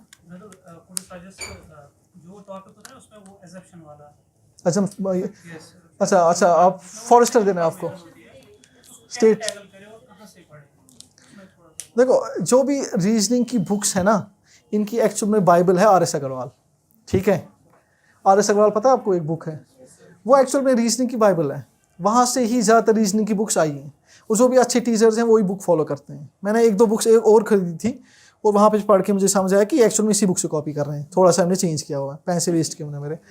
तो जो RS अग्रवाल का तरीका है स्टेटमेंट, उनका ये एजम्पशन को टैकल करने का, इनफैक्ट ये टीचर ने भी हमें समझाया था, वो ये है कि आपको स्टेटमेंट जो है, आपको वो रियलिटी से नहीं जोड़ना होता है, ठीक है। आपको खुद को लिमिट करना होता है, स्टेटमेंट कितना बोल रहा है, उस बेसिस पे आप कंक्लूजन निकालो। अब ये बोलने में ईजी है, ये सिलॉजिज्म का एकदम उल्टा है। सिलॉजिज्म में जो भी वो स्टेटमेंट बोलता है बराबर वहीं रहते हैं। स्टेटमेंट एंड कंक्लूजन में थोड़ा सा हम सोचते भी हैं, मगर फिर भी उसमें एक लिमिट होती है, ठीक है। अब ये चीज़ मैं आपको कह रहा हूँ, मगर अगर मैं आपको पढ़ाने लगा तो उसमें आधा घंटा लग जाएगा। मगर जो स्टेटमेंट एंड कंक्लूजन और सिलोजिज्म है ये सारा आपका पर्टिकुलरिटी में आ जाता है, ठीक है। यानी उसकी अपनी 5 या 6 ट्रिक्स हैं, 5 या 6 ट्रिक्स होती हैं और टाइप ऑफ क्वेश्चंस होते हैं, ठीक है। जैसे मैं आपको बता रहा हूँ कि उसमें आप लिमिट रखो अपने को, उतना ही समझो जितना स्टेटमेंट में लिखा है, मगर किसी सवाल में थोड़ा बाहर भी आना होता है, तो वो आप टाइप ऑफ क्वेश्चंस में सीखोगे, ठीक है। आप इसके लिए या तो आप RS अग्रवाल की बुक उठा सकते हो, आपको 80% तक वहाँ समझ आएगा। पर अगर आप कहीं से लेक्चर्स इसके अरेंज करते हो, आपको फील होगा कि बहुत ईजी टॉपिक है, क्योंकि स्टेटमेंट एंड कंक्लूजन बैंकिंग का ऐसा टॉपिक है जो 70% बच्चे इनफैक्ट पढ़ के भी नहीं जाते हैं, वो हो जाता है, क्योंकि 50% 60% इसके सवाल लॉजिकल होते हैं जो कोई भी कर लेता है, ठीक है। और हाँ 30-40% ऐसे क्वेश्चन जो होते हैं जो गलत हुए होते हैं, इंसान को लगता है मैंने सही किए हैं, है ना। ये मेनली फॉरेस्टर में आया इस बार, है ना। हाँ उसमें ज़्यादा पूछेंगे आप, VLW में भी थे, हाँ VLW में। हाँ ये एक नया टॉपिक है, मगर ये भी इस पर्टिकुलरिटी बारे में आता है जहाँ पे आपको इसकी ट्रिक्स और इसके टाइप ऑफ क्वेश्चंस देखना होगा, ठीक है। ये रीजनिंग का एक पोर्शन है। और आपका इस जनरल सिलेबस में और कुछ आता है? सब्जेक्ट्स इतने ही याद हैं। और बाकी जैसे FA में था अकाउंटेंसी या स्टैटिक्स, हाँ ये आपके पर्टिकुलर सब्जेक्ट्स हैं, आर्ट्स के हैं, है ना। यहाँ पे आपको इस सब्जेक्ट का जिस्ट समझना होगा, ठीक है। अकाउंटेंसी में मैंने जो इशू फेस किया था यही कि मुझे लेजर, जनरल, ट्रायल बैलेंस तक जाते जाते मुझे भूल जा रहा था पिछला क्या होता है ना। वो हो जाता है हर जिसने भी पढ़ा हुआ थोड़ा। तो आपको जो एक पर्टिकुलर टीचर होगा जो आपको उसका कॉन्सेप्ट समझाएगा कि ये बिल्ड कैसे होता है, इसका तरीका क्या है, क्योंकि जैसे आप साइंस पढ़ते हो अगर आप वैसे ये भी पढ़ने बैठे ये समझ नहीं आने वाला है, ठीक है। एक हर किसी सब्जेक्ट का अपना एक पर्टिकुलर जिस्ट है, वो आप स्टडी करो। मेरा तरीका यही रहा था लास्ट टाइम आई थिंक, जिसकी वजह से FA में स्कोर हुआ, कि मैंने एटलीस्ट सब्जेक्ट जो है लेक्चर्स और हर सब्जेक्ट की जो अपनी पर्टिकुलर टर्मिनोलॉजी होती है, जिस्ट होता है, उसको समझना शुरू किया था, ठीक है। ये मुझे 1 साल बाद समझ आया, आपको अल्हम्दुलिल्लाह पहले ही दिन समझ आ रहा है, ठीक है। तो एटलीस्ट आप मेरे ख्याल से अगर यही तरीका रखोगे कि हर सब्जेक्ट को एटलीस्ट जो सब्जेक्ट नॉलेजेबल है वहाँ से पढ़ो या एसेंस पहले समझो, तो ये आपका हो जाएगा हर एक सब्जेक्ट। आर्ट्स का हर सब्जेक्ट हो जाता है वैसे, ठीक है। थोड़ा सा उसमें आर्ट्स वालों को बैकग्राउंड है मगर हेल्प है, मगर वही आप मैथ्स और कंप्यूटर में कवर अप कर लोगे बीटेक वाले, है ना। और कोई है जिसको कोई समझ नहीं आ रहा है कि उसका पेपर क्यों नहीं निकल रहा है, कोई पर्टिकुलर प्रॉब्लम जिसको लग रहा है कोई अलग प्रॉब्लम है मेरी? हाँ मतलब 10-12 क्वेश्चन आते हैं तो उसमें क्या होता है कि मतलब फिर 2 ऑप्शन में इंसान फंस जाता है, मतलब पढ़ा भी होता है, हाँ वहाँ पे लगता है कि दोनों में से मतलब कंफ्यूजन होता है। फैक्ट्स। मतलब रिवीजन की स्ट्रेटजी क्या रहेगी, फैक्ट और कहाँ से फैक्ट्स पढ़ेंगे लास्ट, मतलब एक वीक जो रहता है यहाँ 10 दिन रहते हैं, देखो फैक्ट्स कैसे पढ़ेंगे? देखो जो फैक्चुअल नॉलेज है वही चीज़ है जो SSB और UPSC को अलग अलग करता है, ठीक है। जो UPSC है उसमें फैक्चुअल नॉलेज बहुत कम होती है, ठीक है। वहाँ फैक्ट्स नहीं पूछे जाते हैं, वहाँ नहीं बोला जाएगा ये वॉर कब हुई थी, मेनली पूछा जाता है यहाँ पे क्या सिग्निफिकेंस, ठीक है। SSB में यही प्रॉब्लम है, हमारे फैक्ट्स बहुत आते हैं। उसके लिए क्या होता है कि जब भी हम किसी भी सब्जेक्ट का एसेंस या कुछ समझते हैं, हमें कॉन्सेप्ट समझ आता है, उसके बाद हमें हर सब्जेक्ट के लिए एक पर्टिकुलर बुक फॉलो करनी है जिसमें फैक्ट्स होते हैं। और उसमें फेवरेट बुक है आपकी आई थिंक लूसेंट की। लूसेंट जो बुक है वो 70% फैक्ट्स है, वह हर किसी चीज़ की डेफिनेशन लिखी है एकदम क्रिस्प, आपको समझ नहीं आएगा मगर आपको डेफिनेशन पूरी पता होगी, फैक्ट्स लिखे हैं। अगर आपने कहीं और से समझ लिया तो आप सारे फैक्ट्स वहाँ से कर सकते हो। और तरुण गोयल भी है, I think Tarun Goyal is better in fact for facts. मतलब पिछली बार क्वेश्चन 2 दिन आ गए, एक क्वेश्चन उसमें बर्ड समझ नहीं, सॉरी बर्ड समझ नहीं थी उसमें, हाँ बरसा मस्जिद भी थी एक सवाल में, कोई मेहरान, कोई मेहरान, हाँ लेकिन मोस्ट ऑफ जो बुक्स हैं हाँ उनमें से वो नहीं निकलता है, उनमें नहीं निकलता है वो, तो फिर वो हाँ गलत हो गया। हाँ मतलब हमने वो सुल्तान सिकंदर लगाया उसमें, तो फिर वो गलत आ गया। हाँ मेरा उसमें सही हो गया था, पता नहीं कैसे, नून उसका ये रिंचिन आंसर था, रिंचिन। हाँ देखो ये अब एंड में एक मिसलेनियस क्वेश्चंस का पोर्शन रहता है कि आपने कॉन्सेप्ट समझ लिया, आपने जिस्ट समझ लिया हर सब्जेक्ट का, आपकी स्ट्रेटजी सही है, माइंडसेट सही है, मगर फिर भी जो SSB के पर्टिकुलर सवाल हैं, अजीब सवाल हैं, वो सवाल है वो कैसे किए जाएंगे, जैसे फैक्चुअल आते हैं उसमें। तो आपको मैं पर्टिकुलरली इस चीज़ में कैसे टैकल करता था, मैंने इनफैक्ट आखिरी में क्या किया था कि जो भी मैंने स्टडी किया उसके शॉर्ट नोट्स बनाए, शॉर्ट नोट्स। शॉर्ट नोट्स में क्या करते हैं, आपने एक A4 शीट लिया, इनफैक्ट ये मुझे यहाँ पे एक सर ने बताया, आपने यहाँ पे जो भी आपको लाइक पूरा चैप्टर है वो 20 पेजेस का है, आपको जो जो वहाँ बीच बीच में इंपॉर्टेंट फैक्ट लगता है आपने एक A4 शीट पे लिखे। अब हर शीट पे 50 से कुछ फैक्ट्स हो गए, जो आपका फैक्ट्स का नोट्स रहते हैं वो 10-20 पेजेस के होते हैं पूरे चैप्टर के सारे सब्जेक्ट्स के। एट द एंड आपको वो रिवाइज करना है अलग से। जैसे आपका अगर 20th को पेपर है, आप 18 या 19 को आपने पूरा रिवाइज कर दिया, आप फैक्ट्स वाले पेपर को अलग से रिवाइज कर रहे हो, ठीक है। और फैक्ट्स के लिए आपको थोड़ा सा अलग मेहनत करनी पड़ती है। आपको यूट्यूब वीडियोस, जो हमारे यूट्यूब पे साइंटिस्ट बैठे हैं बहुत सारे, वो बनाते हैं ना, वो उनको ऊपर वाला आप पहले ही बताता है कोई 50 most important questions, 100 most important, वैसा जहां आपको थोड़ा जेन्युइन लगता है, अगर आपके पास कोई फैकल्टी है जो प्रोवाइड कर रही है, वो आप पहले से ही एक ऐसा बना सकते हो उसका। ये एग्ज़ाम से पहले बनाना है। ये SSB में एक स्पेशल मेहनत है जो आपको करनी है, क्योंकि यहाँ पे आता है सही में सवाल कि कश्मीर का पहला मुस्लिम रूलर कौन था। मेरे ख्याल से यही सवाल था ना, यही सवाल था, कश्मीर का पहला मुस्लिम रूलर कौन था। ये नहीं पूछेंगे कि मुस्लिम्स ने कितने, उन्होंने क्या अच्छा किया, वो नहीं होता है। मुस्लिम पहला कौन था, सिख पहला कौन था। तो ऐसे सवाल के लिए आपको शॉर्ट नोट्स, जो भी आपने पढ़ा है इंग्लिश, देखो ये होता है क्योंकि जब आपने बीटेक किया हुआ है आपको लिटरली पता नहीं मेमोराइज कैसे करना है, ठीक है। आपने ज्योग्राफी पता है, आपको नहीं पता है अब ये क्या बोलते हैं इसको, पॉलिटी कैसे मेमोराइज करोगे, अब आर्टिकल्स कैसे याद करोगे, है ना। तो शॉर्ट नोट्स जो है वो आपको बनाने हैं, ठीक है। रिवाइज करने के लिए शॉर्ट नोट्स आपको बनाने हैं, क्योंकि मैं आपको बताऊंगा, जब मेरा VLW क्वालिफाई नहीं हुआ तो मैं अपने दोस्त से पूछ रहा था कि तुझे क्या लगता है मेरा VLW क्यों नहीं निकला SI देने के बाद। तो मुझे वही बोल रहा था कि 2 दिन थे तेरे पास, अगर तूने एक बार रिवाइज किया होता शायद निकल जाता, मगर तू SI बन गया था रनिंग में फेल होने के बाद भी, ठीक है। रिवाइज करना है आपको, शॉर्ट नोट्स होने चाहिए। अगर आपने बहुत ही बड़े एग्जाम के लिए पढ़ाई की है SSB के, और उससे 2 लेवल नीचे भी पेपर है, आपने उसके शॉर्ट नोट्स नहीं बनाए, रिविजन नहीं किया हुआ है, आपने ये फैक्ट्स और ये like particular for that exam आपने ये शॉर्ट नोट्स नहीं बनाए, तो वहाँ पे प्रॉब्लम होने वाली है। वही जो आखिरी का मेरा 1 नंबर रह गया, वही उसी पेविलियन से वापस आ जाओगे आप भी, ठीक है। ये वो होता है ना, ये आपको शॉर्ट नोट्स और फैक्ट्स जो है ये अलग से, फैक्ट्स बोलेंगे इसको, ये आपको अलग से हर पेपर के लिए बनाने हैं, ठीक है। ये लगभग 5 या 6 नंबर ये देता है आपको, ठीक है। और आपको पता है 5 या 6 नंबर से वहाँ कुछ 2-3 हज़ार बंदे आ जाते हैं उसमें, है ना। 5 नंबर ये आपको वहाँ पे हेल्प करेगा, ठीक है। ये भी हो गया। तो ये मेरी स्ट्रेटजी है, यही मेरा वो लेक्चर है जो मैं अपने छोटे भाई को दिन में 2 बार बोलता हूँ, ठीक है। तो जितना उस पर असर हो रहा है, अगर उससे थोड़ा ज़्यादा आप पे हो जाए या उतना ही हो जाए, तो मेरे ख्याल से आपका काम हो जाएगा, है ना।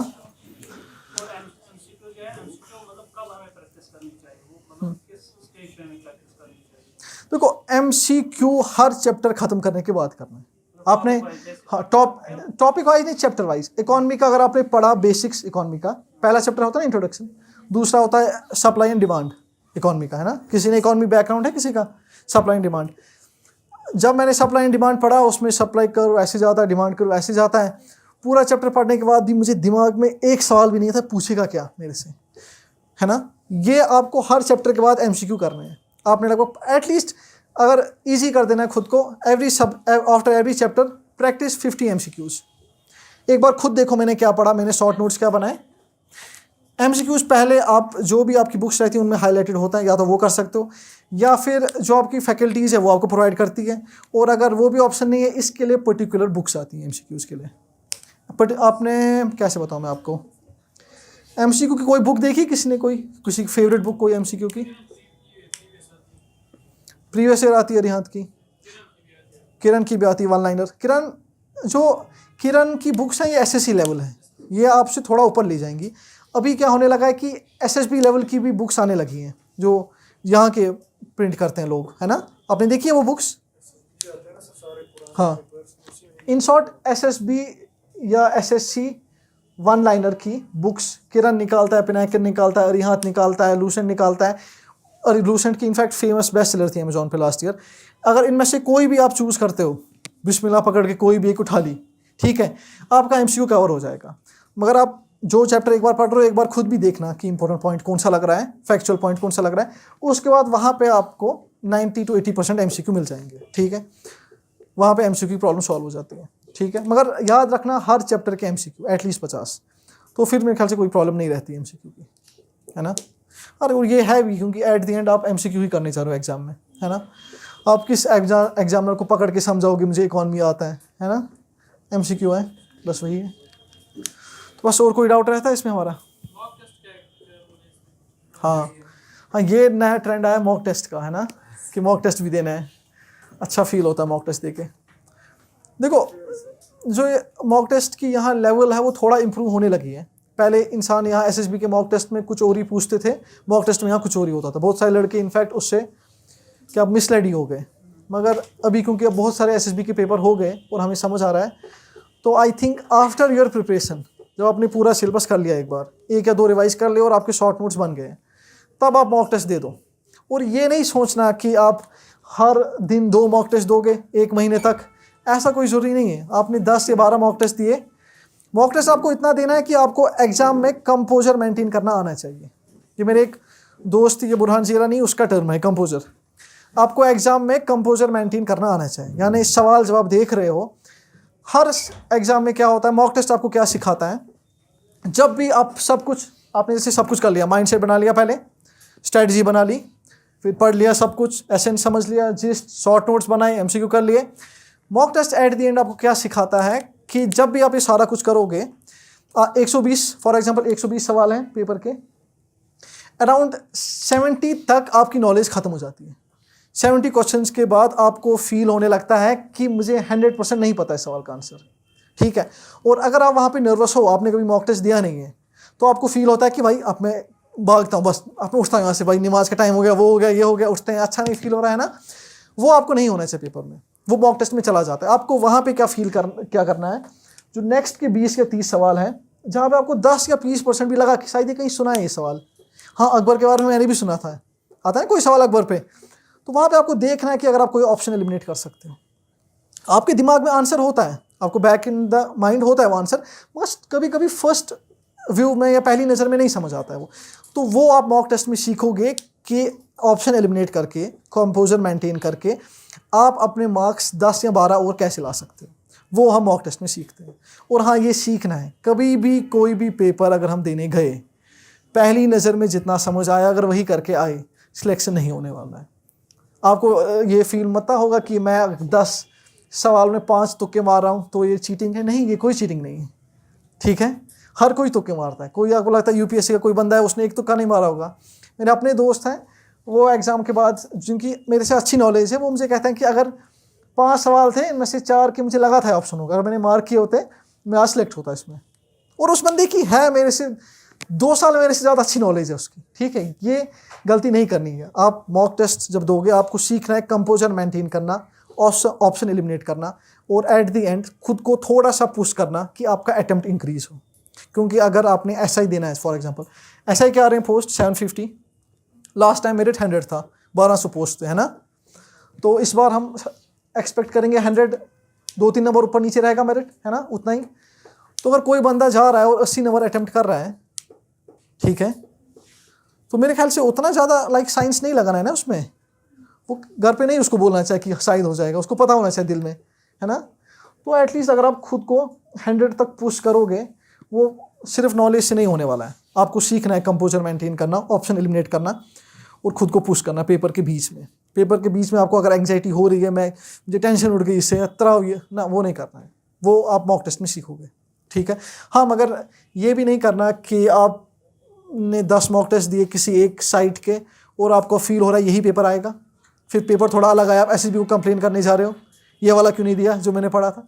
ये नहीं होगा। मॉक टेस्ट इतना करो कि कंपोजर मेंटेन करना सीखो, मगर जब पेपर करने जाओगे वहाँ माइंड ओपन रखना है, कुछ भी आ सकता है। पहले 10 सवाल भी अगर आपको फील हुआ ये नहीं आते, कोई बात नहीं, आखिरी के 90 ही आपको चाहिए, ठीक है। ओपन रखो अपना माइंड, चिल रखो उसमें, माइंड सेट, बस। स्ट्रेस मैंने पहले ही डिस्कस किया ना। स्ट्रेस आपको यही हो सकता है कि आपकी जो फ्रेंड है ये ज़्यादा अच्छा पढ़ती है ना। अच्छा, पढ़ते पढ़ते ही जब बीच में स्ट्रेस होता है, हाँ, पढ़ते पढ़ते ही जब स्ट्रेस होता है। मेरे ख्याल से आप ये कर सकते हो कि इजी पोर्शन से शुरू करो। क्योंकि अगर जैसे मैंने एक मेरे ख्याल से ज्योग्राफी मैंने किया था। ज्योग्राफी में जब मुझे फिजिकल ज्योग्राफी बिल्कुल समझ नहीं आ रही थी, तो मैंने थोड़ा सा 10th 11th के NCERT देखी थी, ठीक है।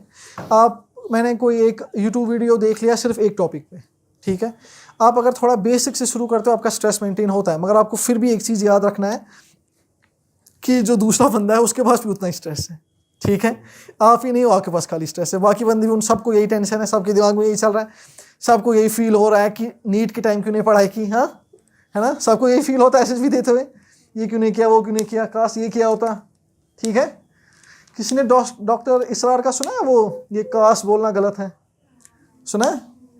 हाँ, ये मैंने भी सुना था। तो ये जो हम काश सोचते हैं ना, स्ट्रेस, ये एक्चुअल में अलाउड ही नहीं है हमारे इसमें, ठीक है।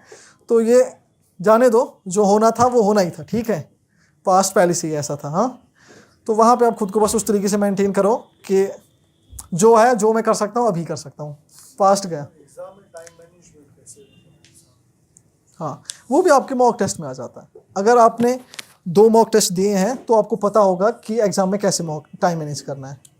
क्योंकि इनफैक्ट मुझे याद है, मैं एक दिन क्लास में एक टेस्ट दे रहा था, मैंने लगभग 30 सवाल किए तो उसमें 25 सही हो गए थे, मगर फिर वो बंद हो गया। तो मुझे फील हुआ ये क्या हो गया, फिर मुझे बताया टाइम लिमिट होती है भाई, क्या कर रहे हो। तो आपको 1 या 2 मॉक टेस्ट में समझ आ जाएगा कि टाइम लिमिट क्या होती है, हाथ कितना तेज़ चलाना है। क्योंकि एग्ज़ाम में यही होता है ना, क्योंकि लड़कियाँ इसीलिए मैथ अटैम्प्ट नहीं करती, या फिर लड़कियाँ, ऐसा कुछ नहीं है, लड़के भी, लड़के इसलिए मैथ अटैम्प्ट नहीं करते हैं क्योंकि उनको वहाँ होती है ना एग्जाम में, हमने वो अजंता की घड़ी लगाई होती है एग्जामिनेशन सेंटर में डराने के लिए सबको। वो मैथ का सवाल करने बैठता, देखता है सवाल, देखता अरे 40 मिनट ही है, नहीं मैथ नहीं हो पाएगा, 40 मिनट में मैथ इंग्लिश सब हो जाएगा, मगर डरता है। वो आपको मॉक टेस्ट में आपको फील होगा कि हाँ टाइम बहुत है। और हाँ, पर्टिकुलरली SSB के एग्ज़ाम में टाइम की कमी नहीं होती है, ठीक है। वहाँ मैंने लड़के देखे हैं, वो पेपर ख़त्म करने के बाद दोस्ती भी बना रहे होते हैं उधर, ठीक है, उनकी रिश्तेदारी भी शुरू हो गई होती है एंड तक 2 घंटे तक।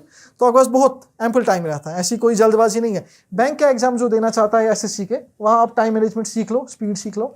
SSC में टाइम की दिक्कत नहीं है, आपके इंस्टाग्राम फॉलोअर्स बढ़ जाएंगे, आपके पास इतना टाइम होता है, ठीक है।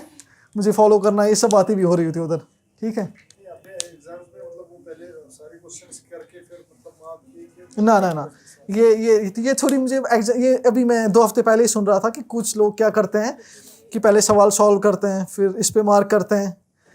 मैंने सिंपली सवाल है ढूंढा ए, एक बार मेरे से गलती हो गई कि क्वेश्चन नंबर 120 देखा, उसका ऑप्शन बी है और मैंने 121 का मार्क किया, ठीक है। एक गलती मेरे से हुई थी इसमें, मगर फिर भी मेरा अपना तरीका यही रहा है, क्वेश्चन बाय क्वेश्चन करो। कुछ लोग का ये रहता है ये, पर मैं आपको बताऊंगा कि इसका भी कोई एक डायनामिक मैंने इफेक्ट नहीं देखा, ठीक है। अगर आप ये कर रहे हो, क्योंकि इस एग्ज़ाम में टाइम है यार, कमी नहीं है, 2 घंटा है और 120 सवाल हैं, ठीक है। इंग्लिश में पता होगा टिक किया, ज्योग्राफी में पता होगा टिक किया, 10-10 सेकंड में हो रहा है। मैं आपको बताऊंगा, जो पहली बार मैंने SI का एग्ज़ाम दिया था, तो उससे पहले मैंने कुछ महीने बैंक का एग्ज़ाम दिया था।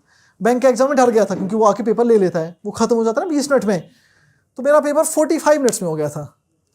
फिर उसके बाद मैंने अपनी नेगेटिव मार्किंग कराई, क्योंकि जब ज़्यादा टाइम था मैंने अपनी नेगेटिव मार्किंग कराई, चलो थोड़ा स्कोर नीचे करते हैं, ठीक है। तो पेपर बहुत जल्दी हो जाएगा, बस खुद को पुश करो, कंपोजर मेंटेन करो, ये हो जाता है आराम, टाइम की कोई दिक्कत नहीं रहती उधर। कुछ लोग रहते हैं, अगर आप कभी मॉक टेस्ट नहीं दिया लाइफ में, वहाँ दिक्कत होगी, मगर अगर आप 2-3 मॉक टेस्ट ही दिए, 2-3 मॉक टेस्ट ही पूरे पेपर से पहले, आपको टाइम का आ जाएगा समझ, टाइम की दिक्कत नहीं होगी उधर,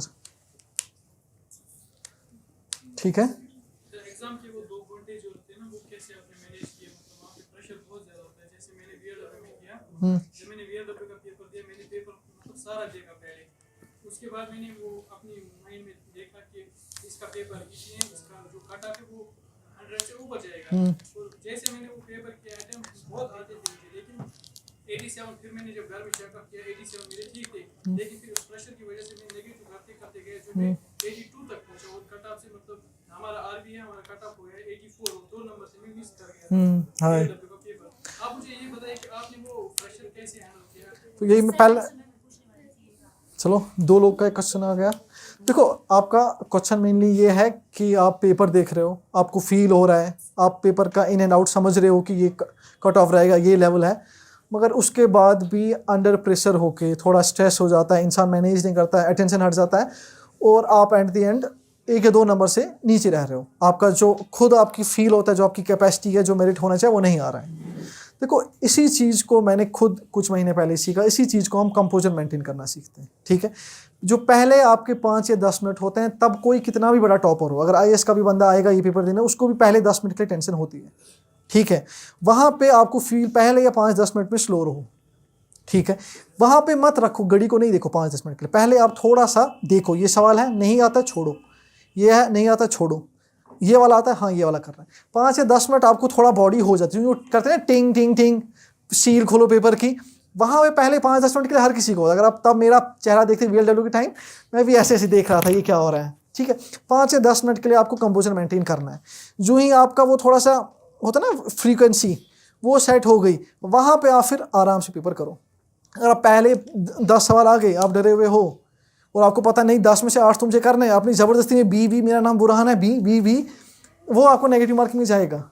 और दूसरी बात, आप ये मॉक टेस्ट में भी सीखते हो, क्योंकि मुझे याद है मैंने जब पढ़ा और फिर जब मैंने पहली बार मॉक टेस्ट दिया SI का, 60 सवाल देने के बाद मुझे लगभग हो रहा था नहीं भाई ज़िंदगी बहुत मुश्किल है, तो मैंने वो मॉक टेस्ट बंद कर दिया।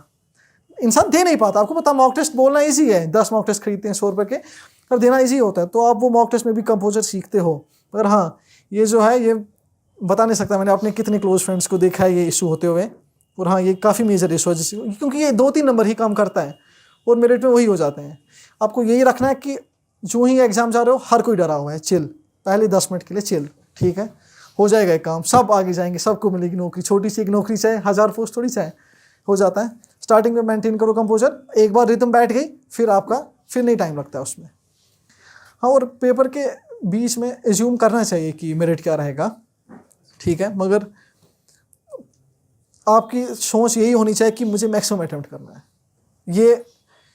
ये सोचना कि मेरे तो 90 हो गए, इस पेपर का 80 मेरिट है, वो भी आपको नुकसान देगा। ये सोचना कि मेरे 95 किए हैं, 100 एटलीस्ट होगा, फिर एकदम ही तुक्के मारना बिल्कुल नॉलेज के, ये भी गलत ही ले चला जाता है। कंपोजर मेंटेन करना ये आप मॉक में, और पहले 10 मिनट पेशेंस, पहले 10 मिनट पेशेंस, क्योंकि पहले हर किसी को पता पहले 10 मिनट हार्ट अटैक हो ही रहा होता है, ये आएगा अभी हार्ट अटैक आएगा, है ना। बस बाकी कोई एकेडमिक सवाल नहीं पूछना, बाकी और कोई ऐसा सवाल है? आपने अपनी स्ट्रेटजी में वो बुक्स कौन-कौन से पढ़े, मतलब जीएस की क्या बुक पढ़ी आपने? देखो, मैंने जो स्ट्रेटजी फर्स्ट टाइम फॉलो करी थी वो मैं अभी अपने दुश्मन को भी नहीं कहूँगा, ठीक है। मेरी फर्स्ट टाइम स्ट्रेटजी थी, 113 नंबर थे मेरे, मगर माइग्रेन था मुझे 3 महीने तक, ठीक है। वो स्ट्रेटजी थी, एक अरिहंत की मैंने बुक खरीदी थी, ठीक है, और मैंने वो पढ़ी, फुल मारी, फिर मैंने एक मॉक टेस्ट दिया, मेरे 100 में से 40 या 50 नंबर आए, तो मुझे समझ आया 1 महीना तो वेस्ट हो गया, चलो। फिर दूसरी बुक खरीदी, विशाल की, थोड़ी ज़्यादा मोटी थी, वहाँ भी मुझे लगा फील हुआ, मॉक टेस्ट दिया, लगभग कम नंबर आए, मुझे लगा ये भी दिक्कत हो रही है। फिर उसके बाद मैंने एग्ज़ाम से 20 दिन पहले स्टार्ट किया समझना, MCQ करना, और वो जाके मुझे 113 तक ले गया। जो एक्चुअल स्ट्रेटजी है जो आपको फॉलो करनी है वो ये रहती है कि मैथ का जो मैंने तरीका बताया पर्टिकुलर समझना है और फिर प्रैक्टिस करना है 50-60, इंग्लिश का ये तरीका है और थोड़ा सा ग्रामर और वर्ड बिल्डिंग पे फोकस करना है, और हर सब्जेक्ट का आप जिस्ट समझो। जो मैं आपको बता रहा हूँ ना, ये एक एक सब्जेक्ट है, इसका आप एसेंस और जिस्ट समझो। ये लंबा तरीका नहीं, एक्चुअल में छोटा तरीका है, क्योंकि हर कोई सब्जेक्ट जो है, अगर आप किसी फैकल्टी से पढ़ रहे हो, वो आपको बता रहा है एग्जैक्ट डेप्थ क्या है इसकी, ठीक है। बुक में होते हैं 25 चैप्टर, आप 25 चैप्टर पढ़ रहे हो, एक्चुअल में 10 ही हैं, टीचर आपको 10 ही पढ़ा रहा है, तो इनफैक्ट आपके 10 या 12 लेक्चर में 12 दिनों में आपका एक सब्जेक्ट हो जा रहा है। वो स्ट्रेटजी मेरे ख्याल से बेस्ट है। इनफैक्ट वो मैंने आखिरी टाइम जब FA दे रहा था वो मैंने फॉलो की, कि एक सब्जेक्ट उठाया, उसके लेक्चर्स देखे, मुझे एक्चुअल में समझ आया लाइफ में पहली बार, अच्छा इकॉनमी हम ऐसे पढ़ते हैं। फिर मैंने उसके MCQ और ये कर लिए, और फिर वो पेपर में कन्वर्ट हो जाता है आराम से। जो वो वाला तरीका है कि आपने रैंडमली बुक उठाई और पढ़ते गए, MCQ पढ़ते गए, एक दोस्त को बोला नहीं मैं नहीं पढ़ रहा हूँ, दूसरे को बोला मैं ये पढ़ रहा हूँ, वो फिर उसमें थोड़ा वो एक तुक्का हो जाता है, ठीक है। वो स्ट्रेटजी सही नहीं है, वो कन्वर्ट हो भी सकती नहीं भी हो सकती, पर आपने अगर अंडरस्टैंडिंग की, फिर बुक लिस्ट बनी, शॉर्ट नोट्स, MCQ, ये स्ट्रेटजी मुझे लगता है हमेशा कन्वर्ट होगी, ठीक है। बाकी फिर आपकी एफिशिएंसी और डिसिप्लिन पे है, आपको पता है डिसिप्लिन के बगैर मेरे ख्याल से कुछ नहीं हो पाता है ना। अगर आपने बुक्स पर्टिकुलरली, वही तो मैं कह रहा हूँ,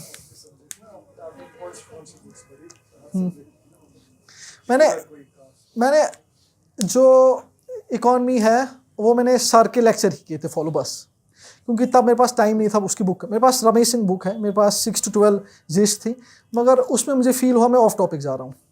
हाँ, मुझे फील हो रहा था बुक्स में ऑफ टॉपिक जा रहा हूँ, तो मैंने जो पर्टिकुलरली ये थे, और उसके बाद जो आपकी अरिहंत या लूसेंट की आती है MCQ टाइप, मैंने उस बुक से MCQ कर लिए, लगभग 400 MCQ 500 MCQ एक सब्जेक्ट के, ये मैंने कर लिया था।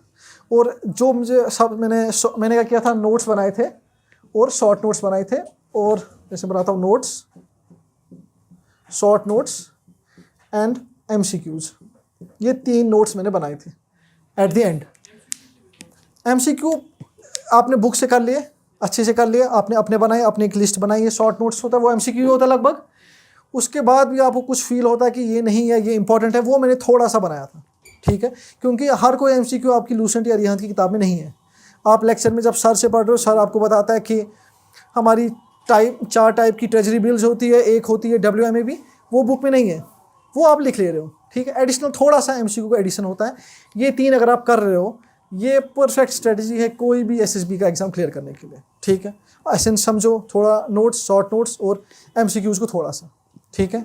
ये परफेक्ट भी और ये काफ़ी भी है, क्योंकि केस नहीं है, ये आपका इंटरव्यू नहीं होगा, कोई कॉन्सेप्ट नहीं पूछेगा एट द एंड, ठीक है। जो मतलब अक्सर बोलते हैं कि NCERT की बुक्स फॉलो करो, उसमें सारा कुछ, लेकिन आजकल उसमें ज़्यादा वो बाहर से निकलता ही नहीं है। NCERT की बुक्स वही है ना, देखो आपने भी UPSC का वो दिव्य कीर्ति सर का सुना है लेक्चर, किसी अच्छे टीचर का सुना है, वो सही बोल रहे हैं और UPSC के लिए बोल रहे हैं। अब जब ये एग्ज़ाम है आपके पास, आपने इसने आपको दिया हुआ है, आपका जैसे लड़कियों का फेवरेट है अभी ये क्या, वो जो निकला है जिसमें 200 पोस्ट हैं, सुपरवाइज़र, है ना, आपको दिए हैं उसने 3 से 6 महीने, ठीक है। आपको वहाँ सोशोलॉजी है ना, सोशोलॉजी साइकोलॉजी, वो एक स्पेशलाइजेशन यूनिट है ना, 3 से 6 महीने हमारे पास, उससे ज़्यादा तो होगा नहीं। अगर आप UPSC की बुक खरीदोगे सोशोलॉजी की और दूसरी बुक खरीदोगे UPSC साइकोलॉजी की, ठीक है, फिर तो आधी जवानी वहीं जाएगी, है ना, आपका तो मनी हट जाएगा। तो वो स्ट्रेटजी यहाँ फॉलो नहीं कर रही है, आपको डेप्थ समझनी है, ठीक है, वो नहीं जाना, उधर नहीं जाना है। अगर आप उस डेप्थ में चले गए UPSC की, फिर तो प्रॉब्लम हो जाएगी। यहाँ पे आपको सिंपली डेप्थ और ये मैनेज करनी है। आपको 3 या 6 महीने में सिलेबस खत्म होना चाहिए और ये नोट्स, शॉर्ट नोट्स और MCQ बने होने चाहिए, वो आप उस किताब से नहीं कर सकते हो। आपको एक छोटी सी किताब ही, आपको जो पर्टिकुलर कोई अगर डिज़ाइन कर रहा है इसके लेक्चर्स, आपको वही फॉलो करने हैं। वरना आप भी, मैंने भी जैसे कुछ 10 दिन दिए थे एक चैप्टर को, एग्रीकल्चर, वो था ही नहीं इसमें कभी, ये नहीं करना है, वो प्रॉब्लम नहीं करनी है आपको। आप वो बुक्स बिल्कुल फॉलो नहीं कर सकते, वो आपको एक अलग ही डायरेक्शन में ले जाएंगे, ठीक है। NCERT भी आप करोगे 6, 7, 8 या 11, 12 की NCERT है इसकी, मैंने देखा लोगों को खरीदते हुए, हमने देखा, वो नहीं करना है आपको। आपको एक बुक पकड़नी है, जैसे बोलूँगा विशाल पब्लिकेशन की है या किसी की है, एक बुक पकड़ी, डेफिनेट लेक्चर या कोर्स देखा, उतना ही फॉलो करो, MCQ करो। अगर आप UPSC पढ़ने बैठे, UPSC में नंबर आएंगे उसके आगे जाके, पर यहाँ पे इसमें नहीं, इसमें प्रॉब्लम हो जाएगी, ठीक है। तो मेरे ख्याल से ये ही टोटल मेरी नॉलेज का पूरा पार्सल है, इतना अभी तक मैंने सीखा है। हाँ हाँ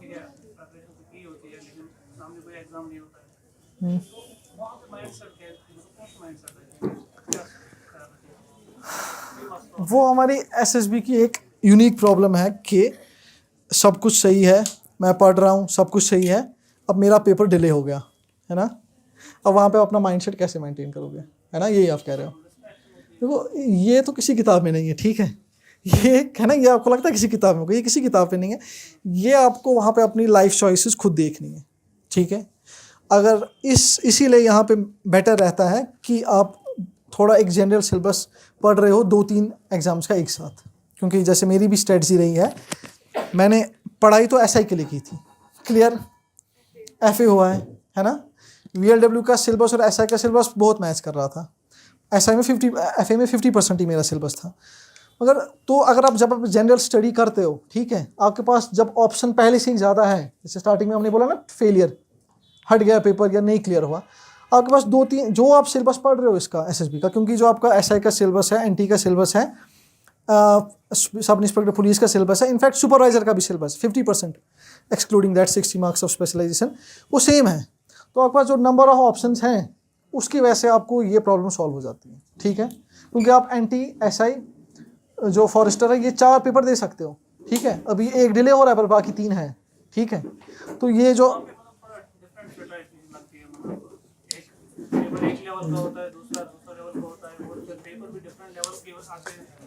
देखो उतना तो फर्क होगा ही। अगर ये बंदे SI में वही पेपर देंगे जो NT में देंगे तो JK SSB बोर्ड तो फिर किसी काम का ही नहीं, फिर तो मैं ही पेपर दे दूंगा उनको। एक थोड़ा सा फर्क रहेगी उधर। हाँ हाँ वही, हाँ वही कुछ नया नहीं, कुछ नया नहीं। आपका लेवल 5 का पोस्ट है, आपने क्लियर किया। जो आपका लेवल 2 का पोस्ट है वहाँ आप फिर से यही चीज़ करोगे। आप फिर से एक बार समझोगे एसेंस, फिर से आप अपने नोट्स बना रहे हो, शॉर्ट नोट्स बना रहे हो और MCQ कर रहे हो, रिवाइज कर रहे हो। अगर आपने लेवल 8 का भी कोई पोस्ट किया हुआ है, क्योंकि आपने खुद देखा होगा SI में क्या हुआ, बहुत सारे लोग हैं उन्होंने KS या UPSC का प्री दिया है मगर SI नहीं हुआ क्वालिफाई। इनफैक्ट अपनी एक फैकल्टी से एक दिन बात कर रहा था, सर इनके साथ ऐसा क्यों होता है। यही था कि वहाँ पे हम कह रहे हैं मुझे कॉन्सेप्ट आता है, मुझे सब आता है, अब मैं कहाँ इस एग्ज़ाम के लिए नोट्स बनाऊंगा या MCQ पढ़ूंगा, ये हो ही जाएगा। वो नहीं कर रहा है। आपको ये रिलीजियसली ये स्टेप्स हर एग्ज़ाम में फॉलो करने हैं। आपको एक बार स्टडी करना है, सिलेबस अंडरस्टैंड करना है, आपके नोट्स एंड शॉर्ट नोट्स होने चाहिए और आप MCQ और फैक्ट्स रिवाइज करके जाओगे। आपका फिर 8 से लेके 2 तक सारे पोस्ट उसमें कवर अप हो जाते हैं, कोई इशू नहीं आएगा उसमें। आपको थोड़ा सा कैलिब्रेट करना है। ऑब्वियसली VLW SI का पेपर थोड़ा अलग रहेगा, थोड़ा कैलिब्रेट करना है, मगर कोई ह्यूमंगस चेंज वहाँ नहीं होगा उसमें। ऐसा नहीं होगा कि आप सरप्राइज हो जाओगे ना, ऐसा कुछ नहीं होने वाला उधर।